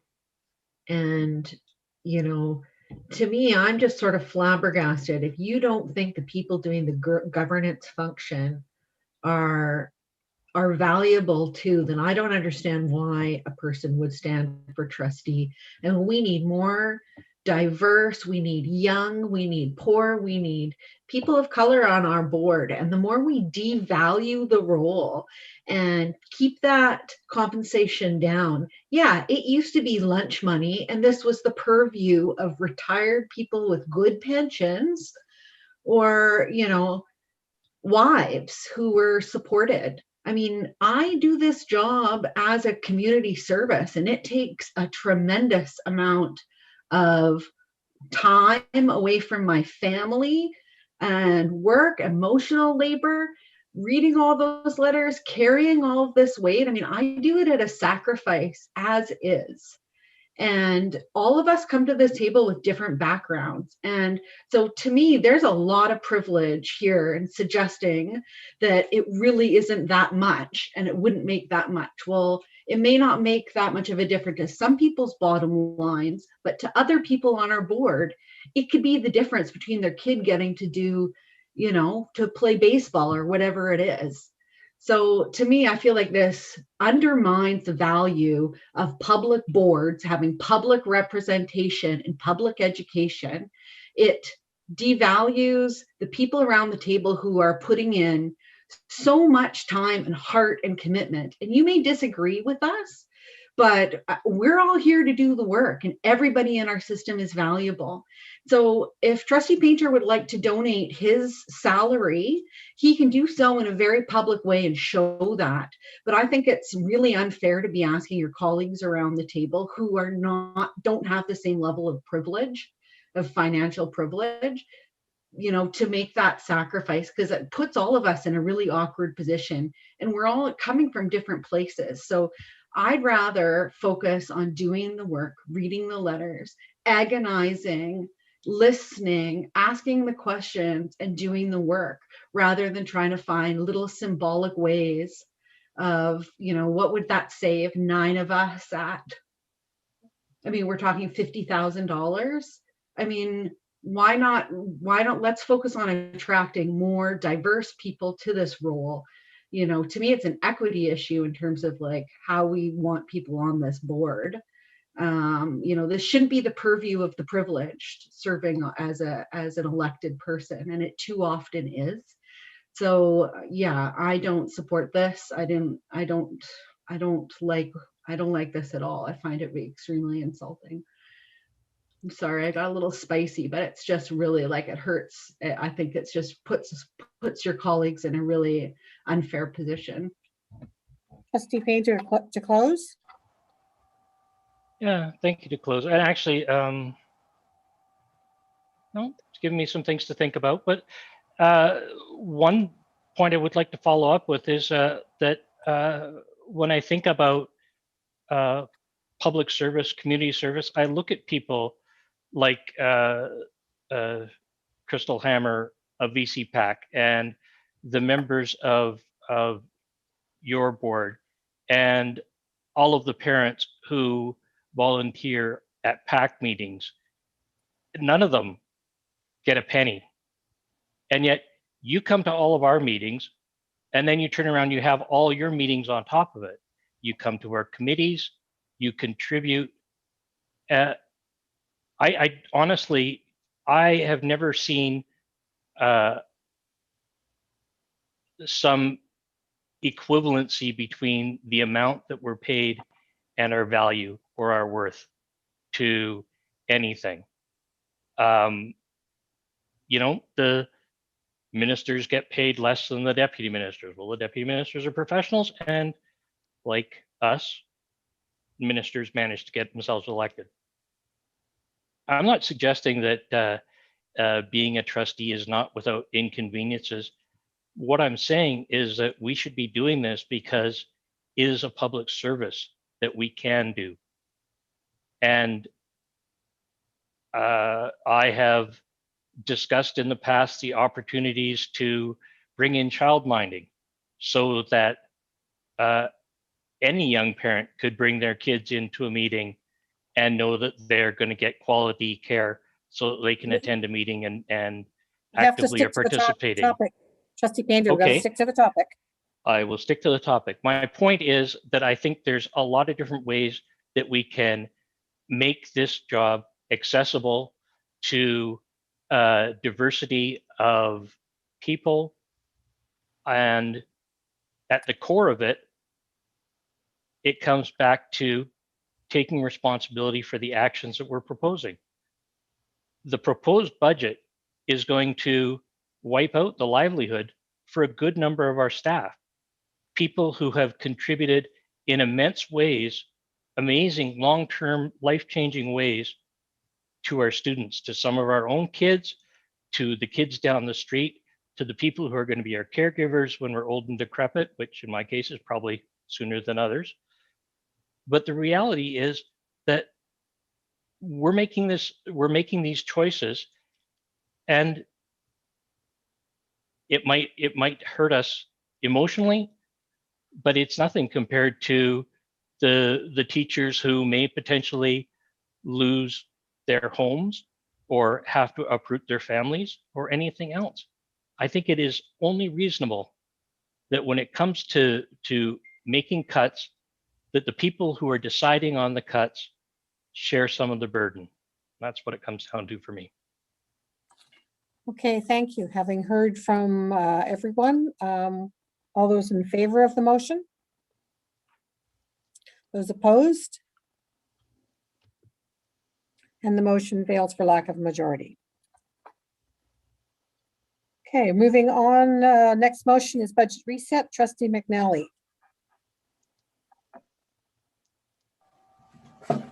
Thank you, Chair. I'll read the motion to put it on. Well, I suppose we should have a member of the committee read the motion, should we not, to put it on the floor? You can read it out loud. Go for it. Exactly how this works. That the Board of Education, School District 61, Greater Victoria, direct the superintendent to halt the current budget and provide at least 2 alternative budget scenarios that move the cuts farther away from the classroom, including significant cuts to TOLMI-based management, and that do not attempt to solve the $7 million shortfall in one fiscal year for the May 17th board meeting, and B, move the final vote to June 21st, 2021. The board does have until the end of June to submit a budget. The School Act, as we all know, 113.1, a board by bylaw must adopt an annual budget on or before June 30th of each year for the next fiscal year. So we have some time to reconsider. The GVTA president has said that the GVTA could deal with any staffing chaos resulting from that timing, and it's quite possible that QP 947 would prefer some chaos that could save jobs to the education assistant jobs that provide support to the most vulnerable students we serve. I know that some of the cuts have been rethought, and so the cuts aren't as deep as originally presented, but to my mind, any cuts at all to EAs who serve our most vulnerable students is unconscionable. We've heard from at least 2,000 individuals expressing fear, distress, and outrage with the cuts proposed in the current budget proposal. Many individuals in the community have expressed dismay with the budget consultation survey that set up rankings of importance, pitting one essential service against another. And in my written rationale in the backup, I refer to question 5, which was pulled, so I won't bother with that. Any chaos resulting from a reset is not a problem of the same magnitude as allowing this budget to come forward as is for a vote May 17th. Okay, thank you. I'm going to turn to the Secretary Treasurer first to talk about this from a purely possible, is it possible? And maybe give us some insight there. And then we'll move to, I have Dr. Robert Oppenheimer. He's got his little hand up, is that correct? Okay, after we hear the Secretary Treasurer, we'll go to Mr. Oppenheimer. Yes, per the School Act, board has until June 30th each year to pass its budget. The intent of school districts or School District 61 attempting to pass a budget by April 30th and no later than May 31st is due to some collective agreement staffing timelines. We've already added back some staffing, which has caused pack-ups to go out again and more work to be done at schools. And so to have the budget passed by the end of May provides some stability in terms of HR processes and layoff notices if required. There was also reference in here to not solving the 7 million shortfall in 1 year, so that would be incurring a deficit. So can you speak to that as opposed to what we look for in the next 2 years following if we were applying for a deficit this year? Sure. So applying for a deficit this year will only prolong 2 more years of difficult conversations around structural deficit going forward, should we not have surpluses to carry forward. And we are trying to live within our means and go forward without overspending or underspending. And so that's why the close examination on lots of the line items this year. And so really we would only be delaying the conversation for another year. We've heard from many school districts in the province around this sort of COVID situation we're in and the shortfalls that school districts will face over not only this year, but the coming 2 years as well. Okay, thank you. I have Mr. Oppenheimer, Sally Murphy, and then Corinne, then Mark Morrison, and then Corinne in the queue. So we'll start with Mr. Oppenheimer. Okay, many thanks. I just want to ask the chair, I have comments on all 3 of these items. Should I do them separately for each item or put them together? Only referring to this item right now. Excellent, And very then, clear. Then you'll have opportunities for the other 2. Thank you very much. So I want to start by saying that I spoke at the board meeting a while back and I said, I don't envy any of you as trustees right now. It is a very difficult role. But one of your jobs is to plan for contingencies. So as the treasurer explained, you're putting aside money, as any of us should, in case our roof needs repairing, and you're doing it for a lot of roofs. But nobody expected this. We haven't had a pandemic in 100 years. And I am very concerned that whilst some of the things you're doing might be good accounting practices, as a clinician who's worked with vulnerable children for my whole career, I think you likely do a lot of damage.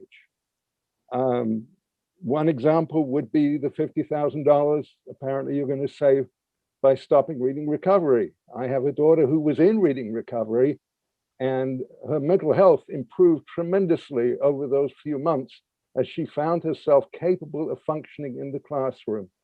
As was commented by Bill, otherwise you have some very troubled kids who are making a lot of demands of their teachers for the next X years of their education and are failing. I'm very sympathetic to a lot of the goals that have been expressed here.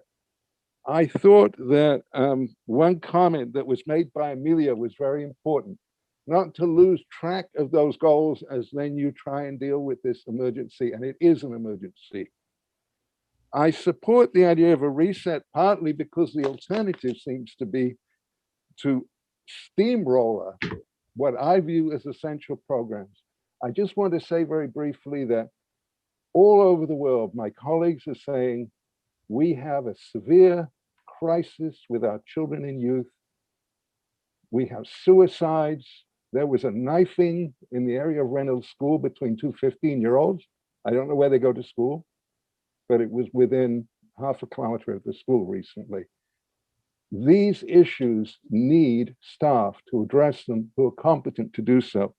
I have a specific question I would like to ask of the staff, which is how many of these child and youth family counseling positions, which are not line item, they're not FTEs, so they're invisible because they're covered by Community Link, have in fact been axed, because I know they're getting notices and they won't be there in September, but I'd like to know how many of them there are. And I'd also like to know, I know that there's an attempt to put more money into counseling. So, you know, maybe some of them will get their jobs back, who knows? Well, somebody will be there, hopefully. But I suspect the number of new counseling positions will be much smaller than the number being cut. But I don't know because it's completely opaque, hasn't come up anywhere in our discussions about the budget because they're not FTEs. I also like to say in closing that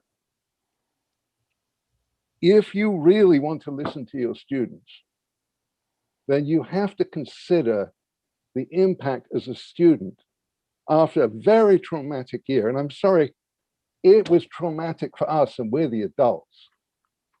The students only have one childhood and it has been majorly messed up. Ask any teenager in the district and every single one of them has had a horrible, horrible year and missed out on, for example, their 11th grade or their 7th grade or their 4th grade. You have another I will question? end there. Okay, thank you. We've got a whole speakers list behind you here. Sally Murphy, if I could ask you all to keep your questions to a question in this round.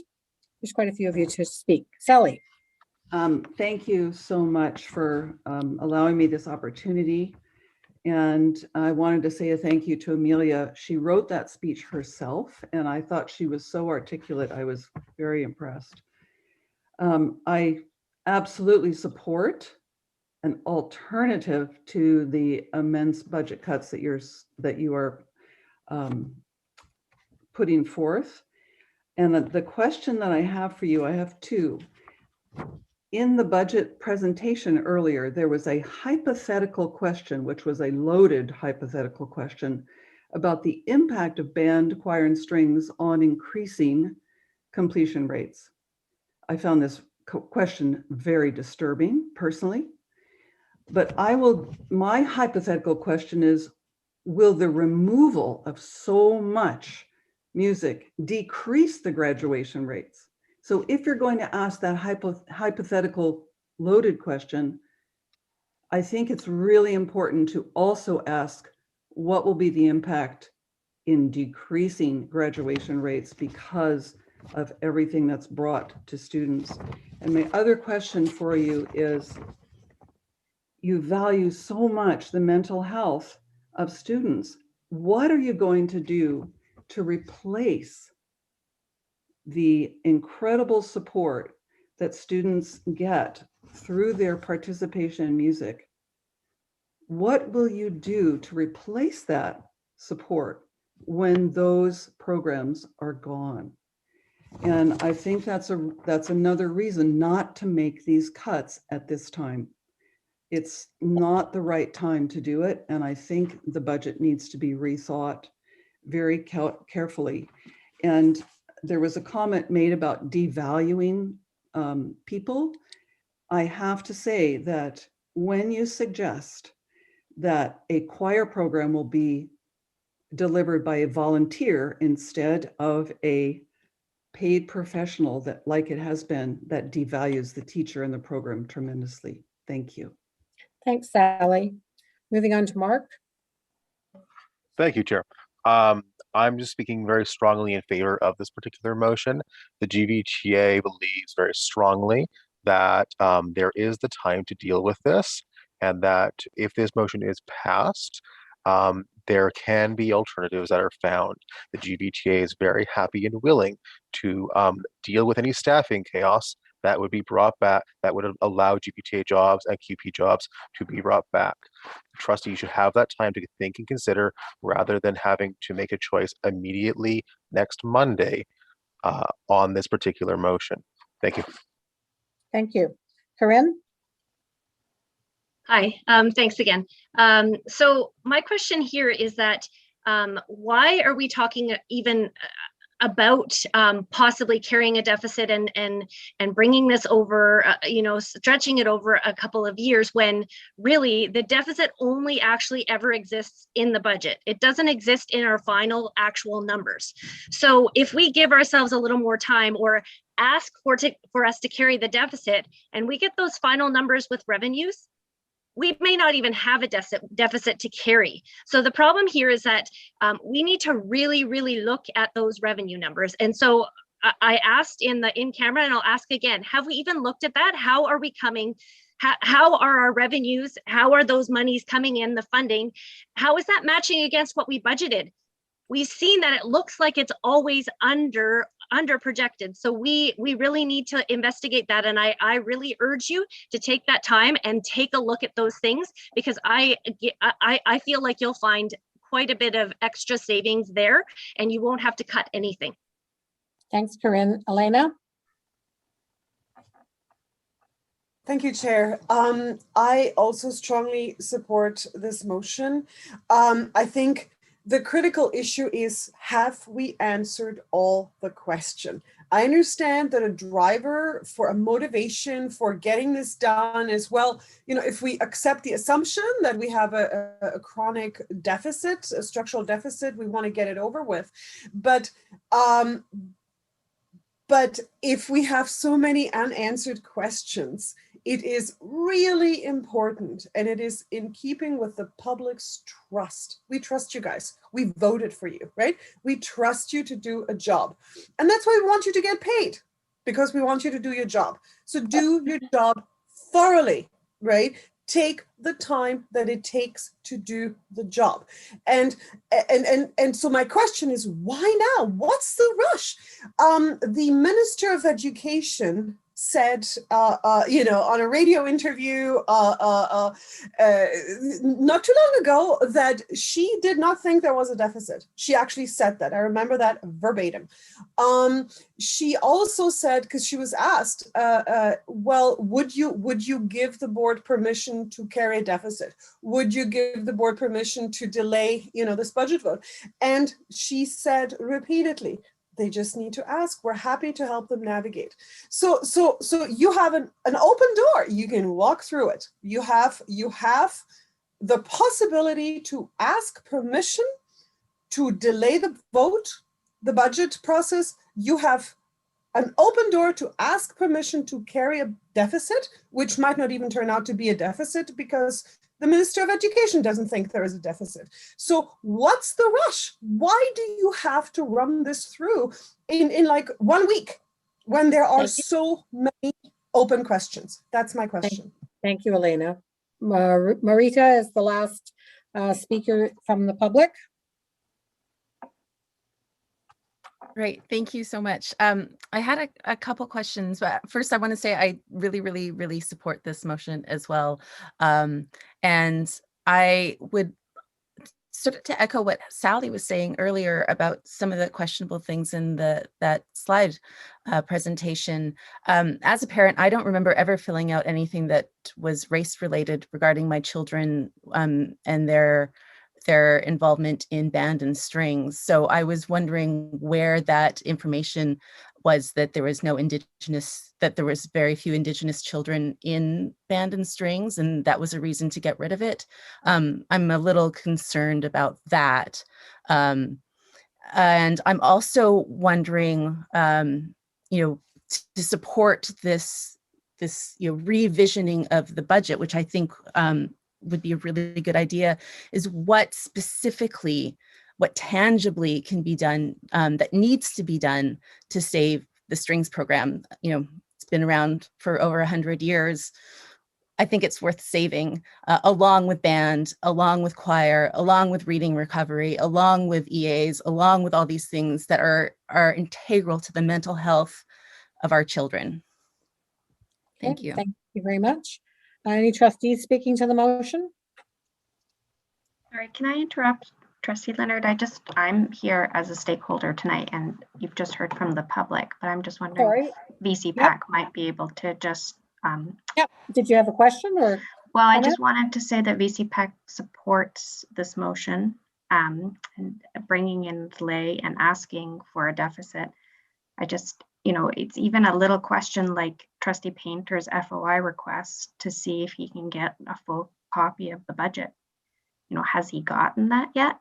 Is he going to get it in time to do his job and to do what I think is everyone's job here? So we really do support taking as much time and making sure you're reconciling as parents. We don't like it when the ministry is openly questioning our school district. It puts us in a very awkward place, and everyone's asking for us to believe them.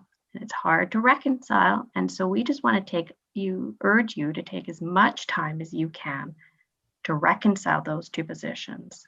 And because we're doing it, we're meeting with, former ministers of education, local MPs, and they're all saying things that are different than the school district is telling us. And that's it's unacceptable, frankly, to be put into this position. And I think I would love it if our trustees could help us reconcile those two differences too. So thank you.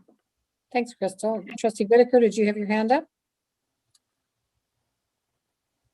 Thank you. Yes, I did. And thank you, Trustee McNally, for this motion. You always write a very fulsome motion. What I do like about your motion is the request for different budget scenarios. I find myself with this particular budget, it seems to be it's this or it's nothing. So I do appreciate that.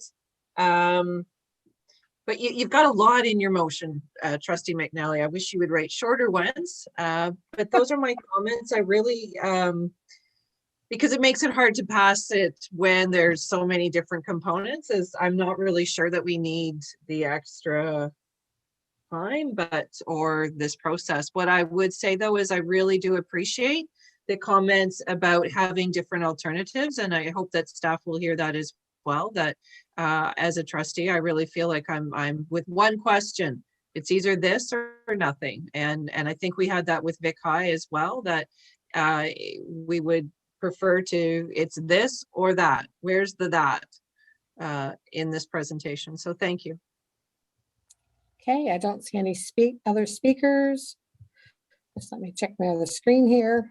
Okay, we'll call Trustee Chair, Painter. if I may. Yeah, I'll be quick because it's pretty much the same thing. Even though we've received very detailed reports as trustees, and I do thank the Secretary Treasurer and staff for that information, it has all been focused entirely upon a single package. Really, we need to be able to look at this within the context of all of the spending that the district does. And we need to understand what all the proposals are.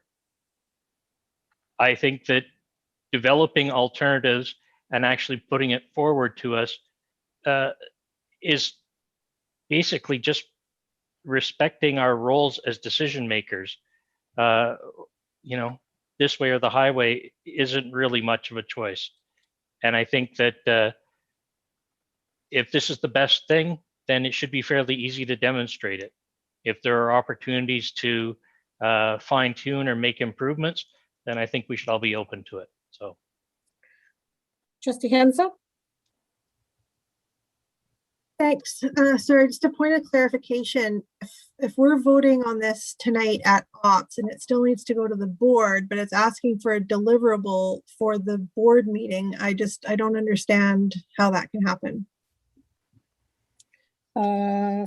Secretary Treasurer, maybe you can expand on the ramifications or possibilities.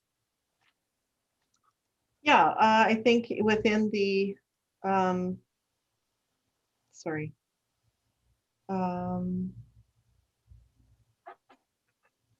yeah, I think to come up with alternative solutions by May 17th would be difficult. This has to go to the board, which is on the night. So any recommendation from committee has to go to the board. Therefore, I'm not sure how these two would reconcile, Trustee Hensa. May I clarify? I believe the motion says, do not attempt to solve anything by May 17th and move the final vote to June. So what we need is a budget, some budget proposals between now and the board meeting in June. I'm not asking anybody to come up with alternative budgets by May 17th. Okay, thank you. Trustee McNally to close. Thank you. Sorry, Chair, can I just, I've had my hand up. I just wondered if I could speak before. Yep. Can you try and keep it brief and not cover anything else we've covered? That would be appreciated. Thank you. Yes, why don't I just say a few words, and that is that I do support Trustee McNally's motion. I think that it would be wise of us as a board to take our time, to not rush. We're hearing from our stakeholders that it is possible from their perspective for us to slow this down, for us to be more deliberative, to allow our staff to have additional time to provide some other alternatives. You know, I appreciate that the Secretary Treasurer and the team are dealing with surplus projections at this stage. We're not at the end of the financial year. It's still, you know, a work in progress in terms of identifying and making projections around the surplus, but that is going to be key for us as a board to fully understand what is surplus this year. What can we carry forward? What line items are available to us to not simply roll over, but to look at them and go, can we reallocate some of this surplus to direct supports in the classroom? So I do support the motion and thank Trustee McNally for bringing it forward. Okay, thank you, Trustee McNally to close. Thank you, Chair. Over the years, some of my motions have been called incomprehensible by various colleagues. I think one of my colleagues came close tonight. I find the claims that have been reiterated to us time and time again in presentations about this budget, claims that these cuts somehow align with the goals and values of our strategic plan, to be completely incomprehensible. And that doesn't come to me very often. I truly find it to be almost sophistry. Thank you for the support from the public and our stakeholders and some colleagues. I ask for the support of the standing committee for this motion. Okay, thank you. I'm going to call the question. All those in favor of the motion before you? 2. All those opposed? And the motion fails for lack of majority. Trustee McNally, I believe you have the next motion.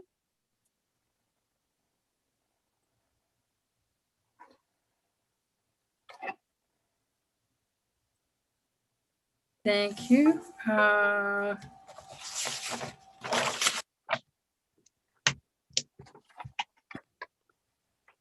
The Central Deposit Program. I'll read the motion first and put it on the floor that the Board of Education, School District 61, Greater Victoria, task the Secretary Treasurer via direction from the Superintendent to immediately begin required steps to withdraw someone can amend that number, I guess, since there's been a few changes since I wrote the motion.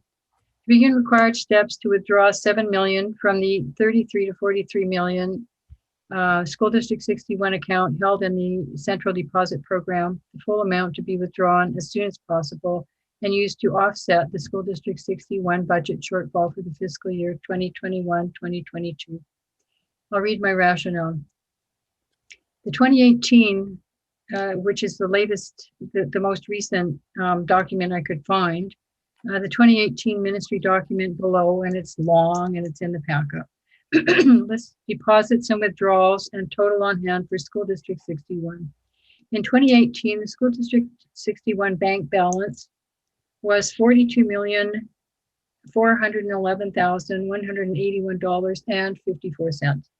Interest earned and on hand was $3,414,880.17. The withdrawals to date column for School District 61 show $3,698.63. Souk, for an example of other districts, has withdrawn 25 million from their fund. From the document Ministry of Finance Provincial Treasury Fact Sheet 2018, and that's linked. The Central Deposit Program is an offset banking agreement that provides a completely liquid investment option available to all government bodies. The program operates similar to a bank account. It is not intended for daily operating transactions. Rather, it works best for large amounts, 1 million or more, that are not required for anywhere from a few weeks to multiple months. Participants are set up with access to the mainframe CDP system and trigger withdrawals by selecting their certificate of deposit and specifying the amount to be withdrawn. An electronic transfer payment is generated by that entry and will be automatically deposited into the operating bank account in 3 business days. So there's people to contact, probably that person has moved on. And then there's some definitions of withdrawal procedures, withdrawal request. The board may make a request to have board funds withdrawn from the withdrawal accountant by making the withdrawal request.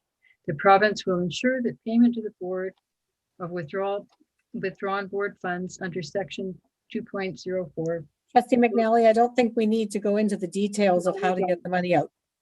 Well, you can have it in 3 days. Okay, no problem. Secretary Treasurer, could I please get you to actually explain what those funds are?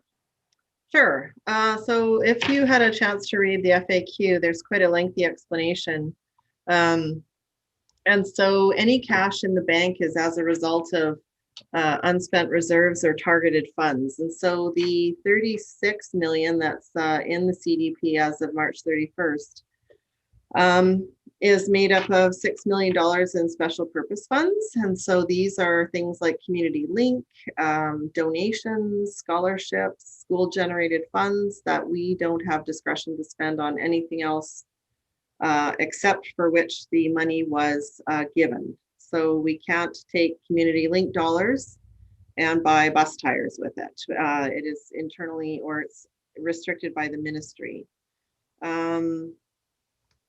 There are $9 million in unspent capital reserves, and this is similar to special purpose funds, except they're for the day-to-day operations for the ministry's monies that they've given us for capital projects. Like if we have a window replacement, or we've drawn down cash to pay for Vic High over the next month or two, but those $1 million per month bills haven't come in yet. So the capital reserves are 9 million of that money.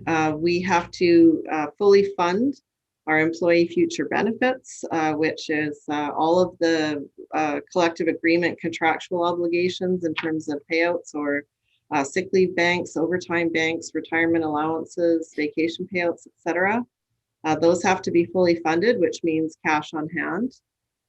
We have $3 million in the appropriated surplus right now to be used this year. We have $3 million in school carry forwards that we allow schools to carry forward and don't touch. We have $4 million in unspent project budgets where schools or other departments have committed their budgets, especially schools, to some kind of capital upgrade or assignment from their year-to-year budget that we have not had the opportunity to fulfill the SR yet, the service request. And we have $8 million working capital to pay our bills from day to day. If we were to withdraw any of these monies, we would leave these obligations short, and in some cases or most cases, violate restricted reserve or restricted funding direction from government. Thank you for that. So my analogy is if you have $100 bank account and you write a check for $100, you can't spend the money that's in your bank account before the check is cleared, because then the check won't clear. So that's a simple analogy. I have right now Dr. Oppenheimer and then Mark Morrison on the queue to speak. So if you can keep it to the topic of the motion on the floor, please. And try and make it as succinct as possible because it's 11:15. Thanks so much. So 2 quick questions. The first is $3 million in Community Link. It sounds like could be spent on Community Link items, which cover several of the things that have been cut. So I want to ask if it would be possible for the board to choose to refund items that were cut from Community Link funding using the cash on hand for that purpose in these funds. And then I want to also ask if the $4.5 million that is being added to the budget for the structural deficit, which I understand is a problem, couldn't be suspended for a couple of years. And my question in general about all these things is, if you're not going to do something exceptional now, when would you do it? Thank you. Secretary Treasurer? Yeah, I think just to clarify, the $6 million carry forward in special purpose funds is not just Community Link. Examples of special purpose funds are Federal French, Community Link, donations held in trust for scholarships and bursaries, school generated funds, which are non-public funds, classroom enhancement funds, restored teacher collective agreement language, and the unpaid or unspent remedies. Those have to be carried forward under the ministry's direction, as well as the donations and scholarships have to be carried forward. So Community Link is not $3 million.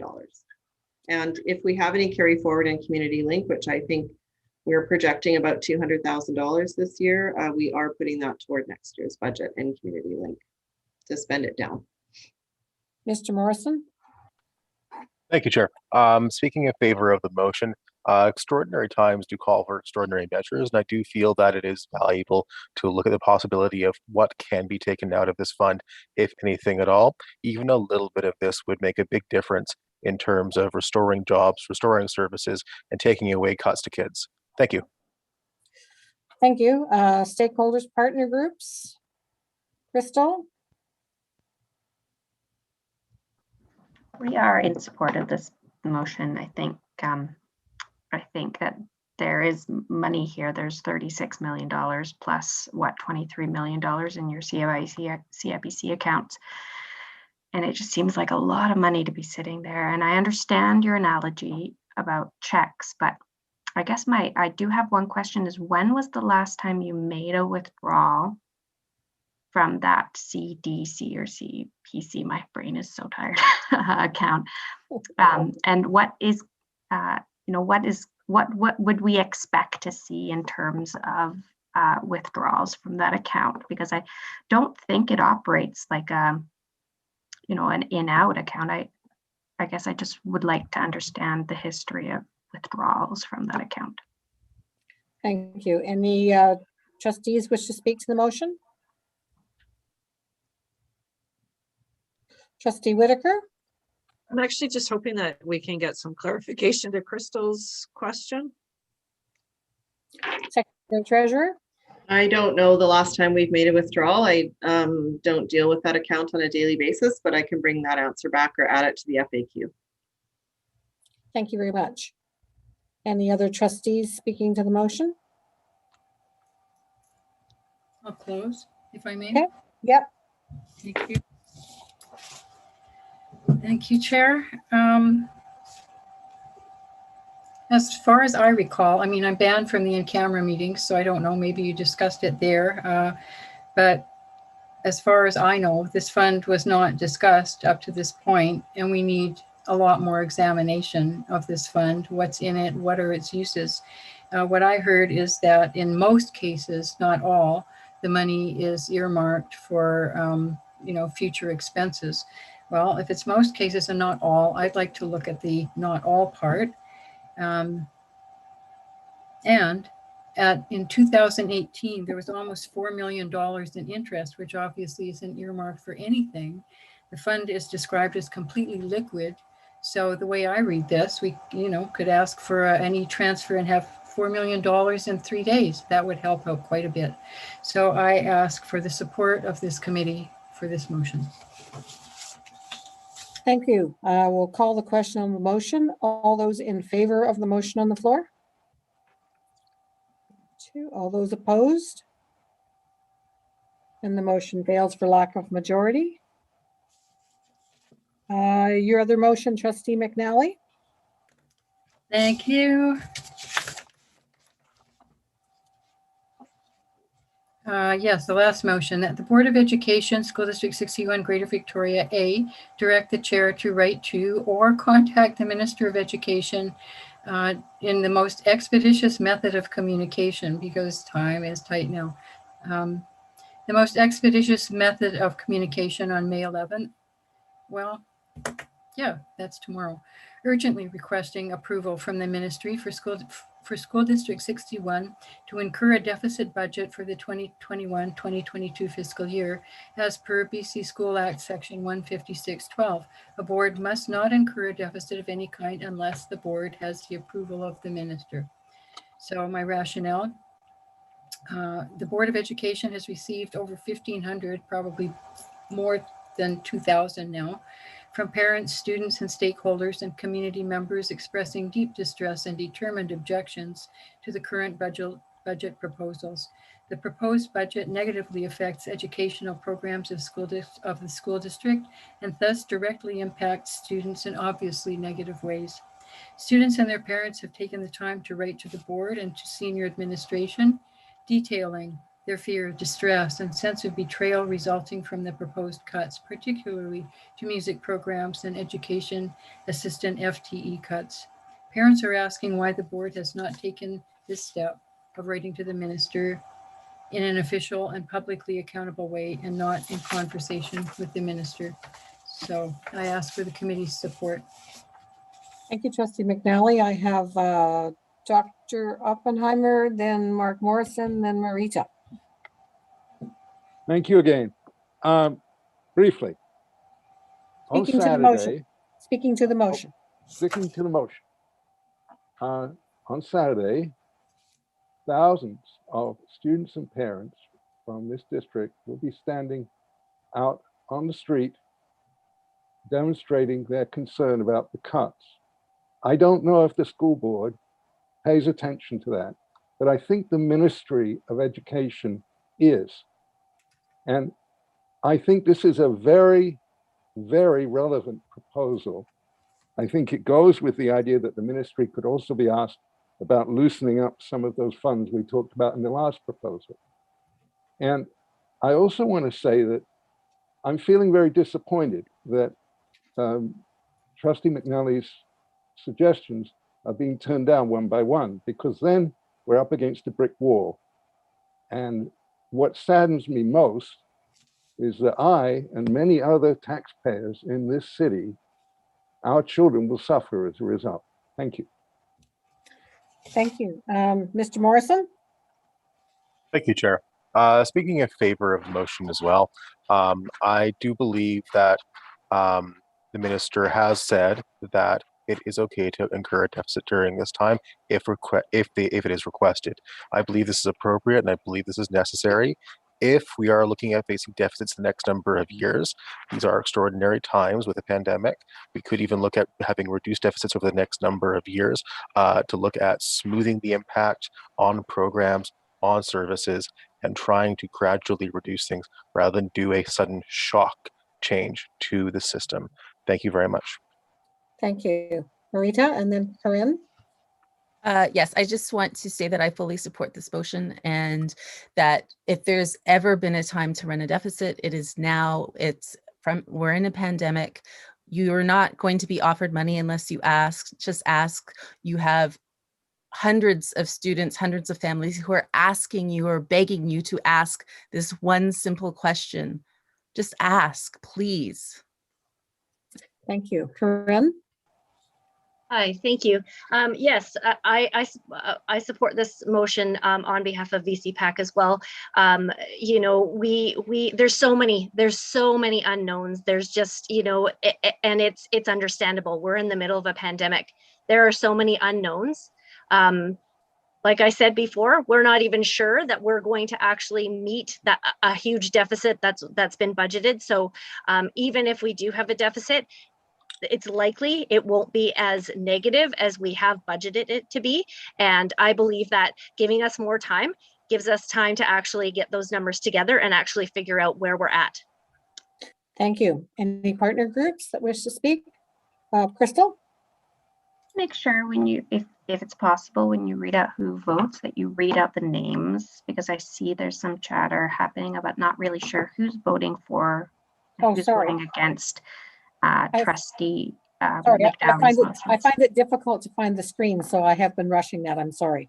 Yeah, and I think it's just a core part of what's happening here, because we're asked it, you know, it's not feeling like we're part of a consultative or a transparent process, how these votes are playing out tonight. Okay, thank you for that. Any trustees wish to speak to this motion? Trustee Whitaker? Thank you. And I want to thank Trustee McNally for bringing this motion forward. And I think we've heard from many. It's pouring rain for the last year. If we've been putting money, you know, this is the time where if there was ever to be slowing down and taking a look, we don't know where the surplus is going to be. I think this is a very conservative budget on the revenue, as has been said.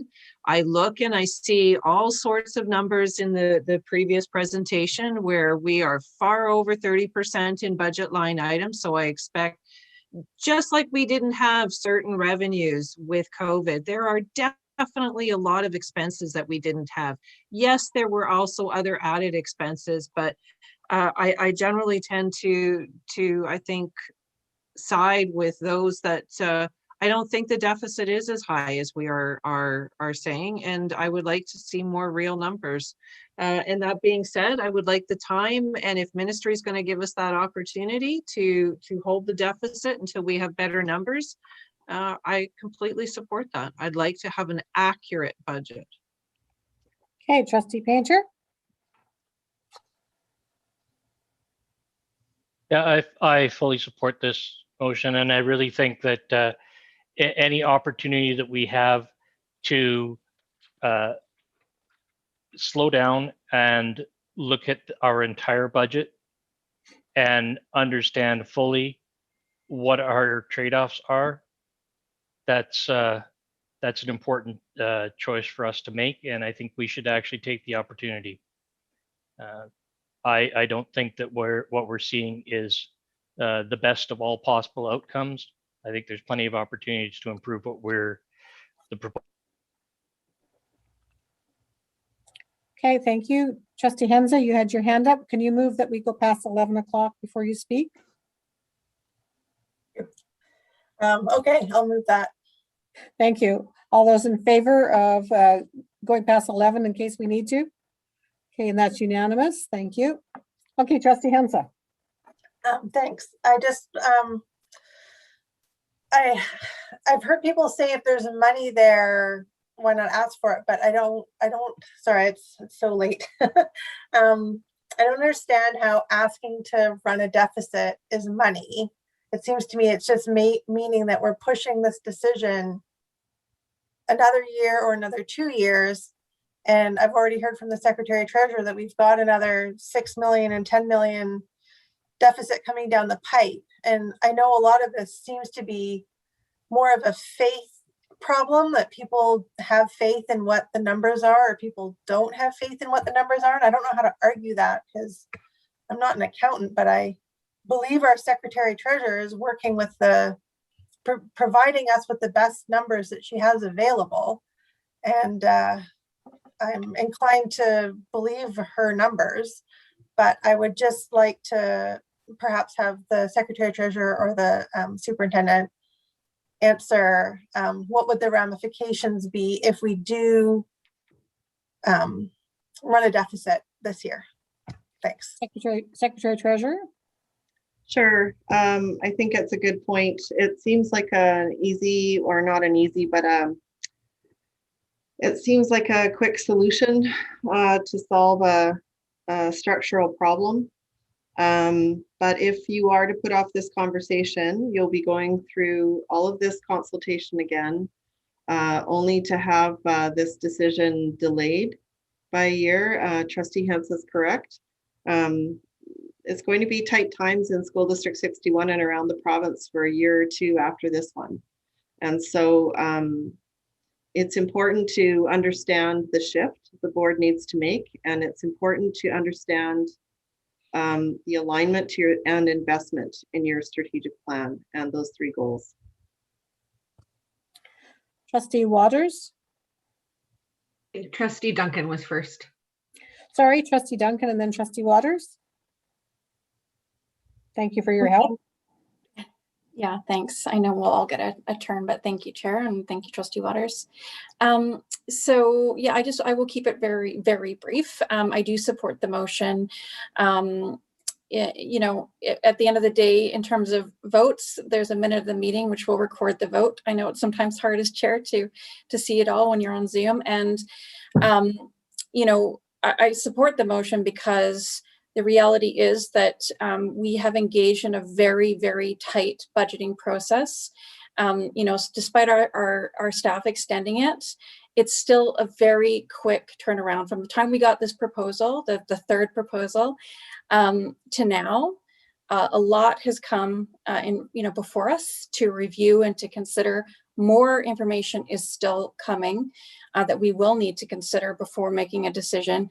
And so, yeah, I think that we need to consider all scenarios and all possibilities. This is an unprecedented time with COVID.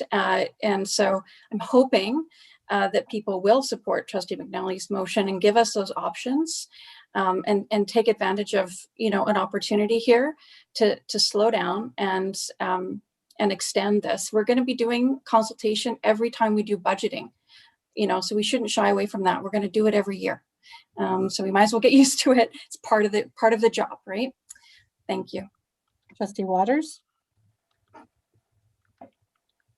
Yeah, so I mean, we're planning for next year, which essentially starts in September, and staffing. I mean, there are pressures here around timing.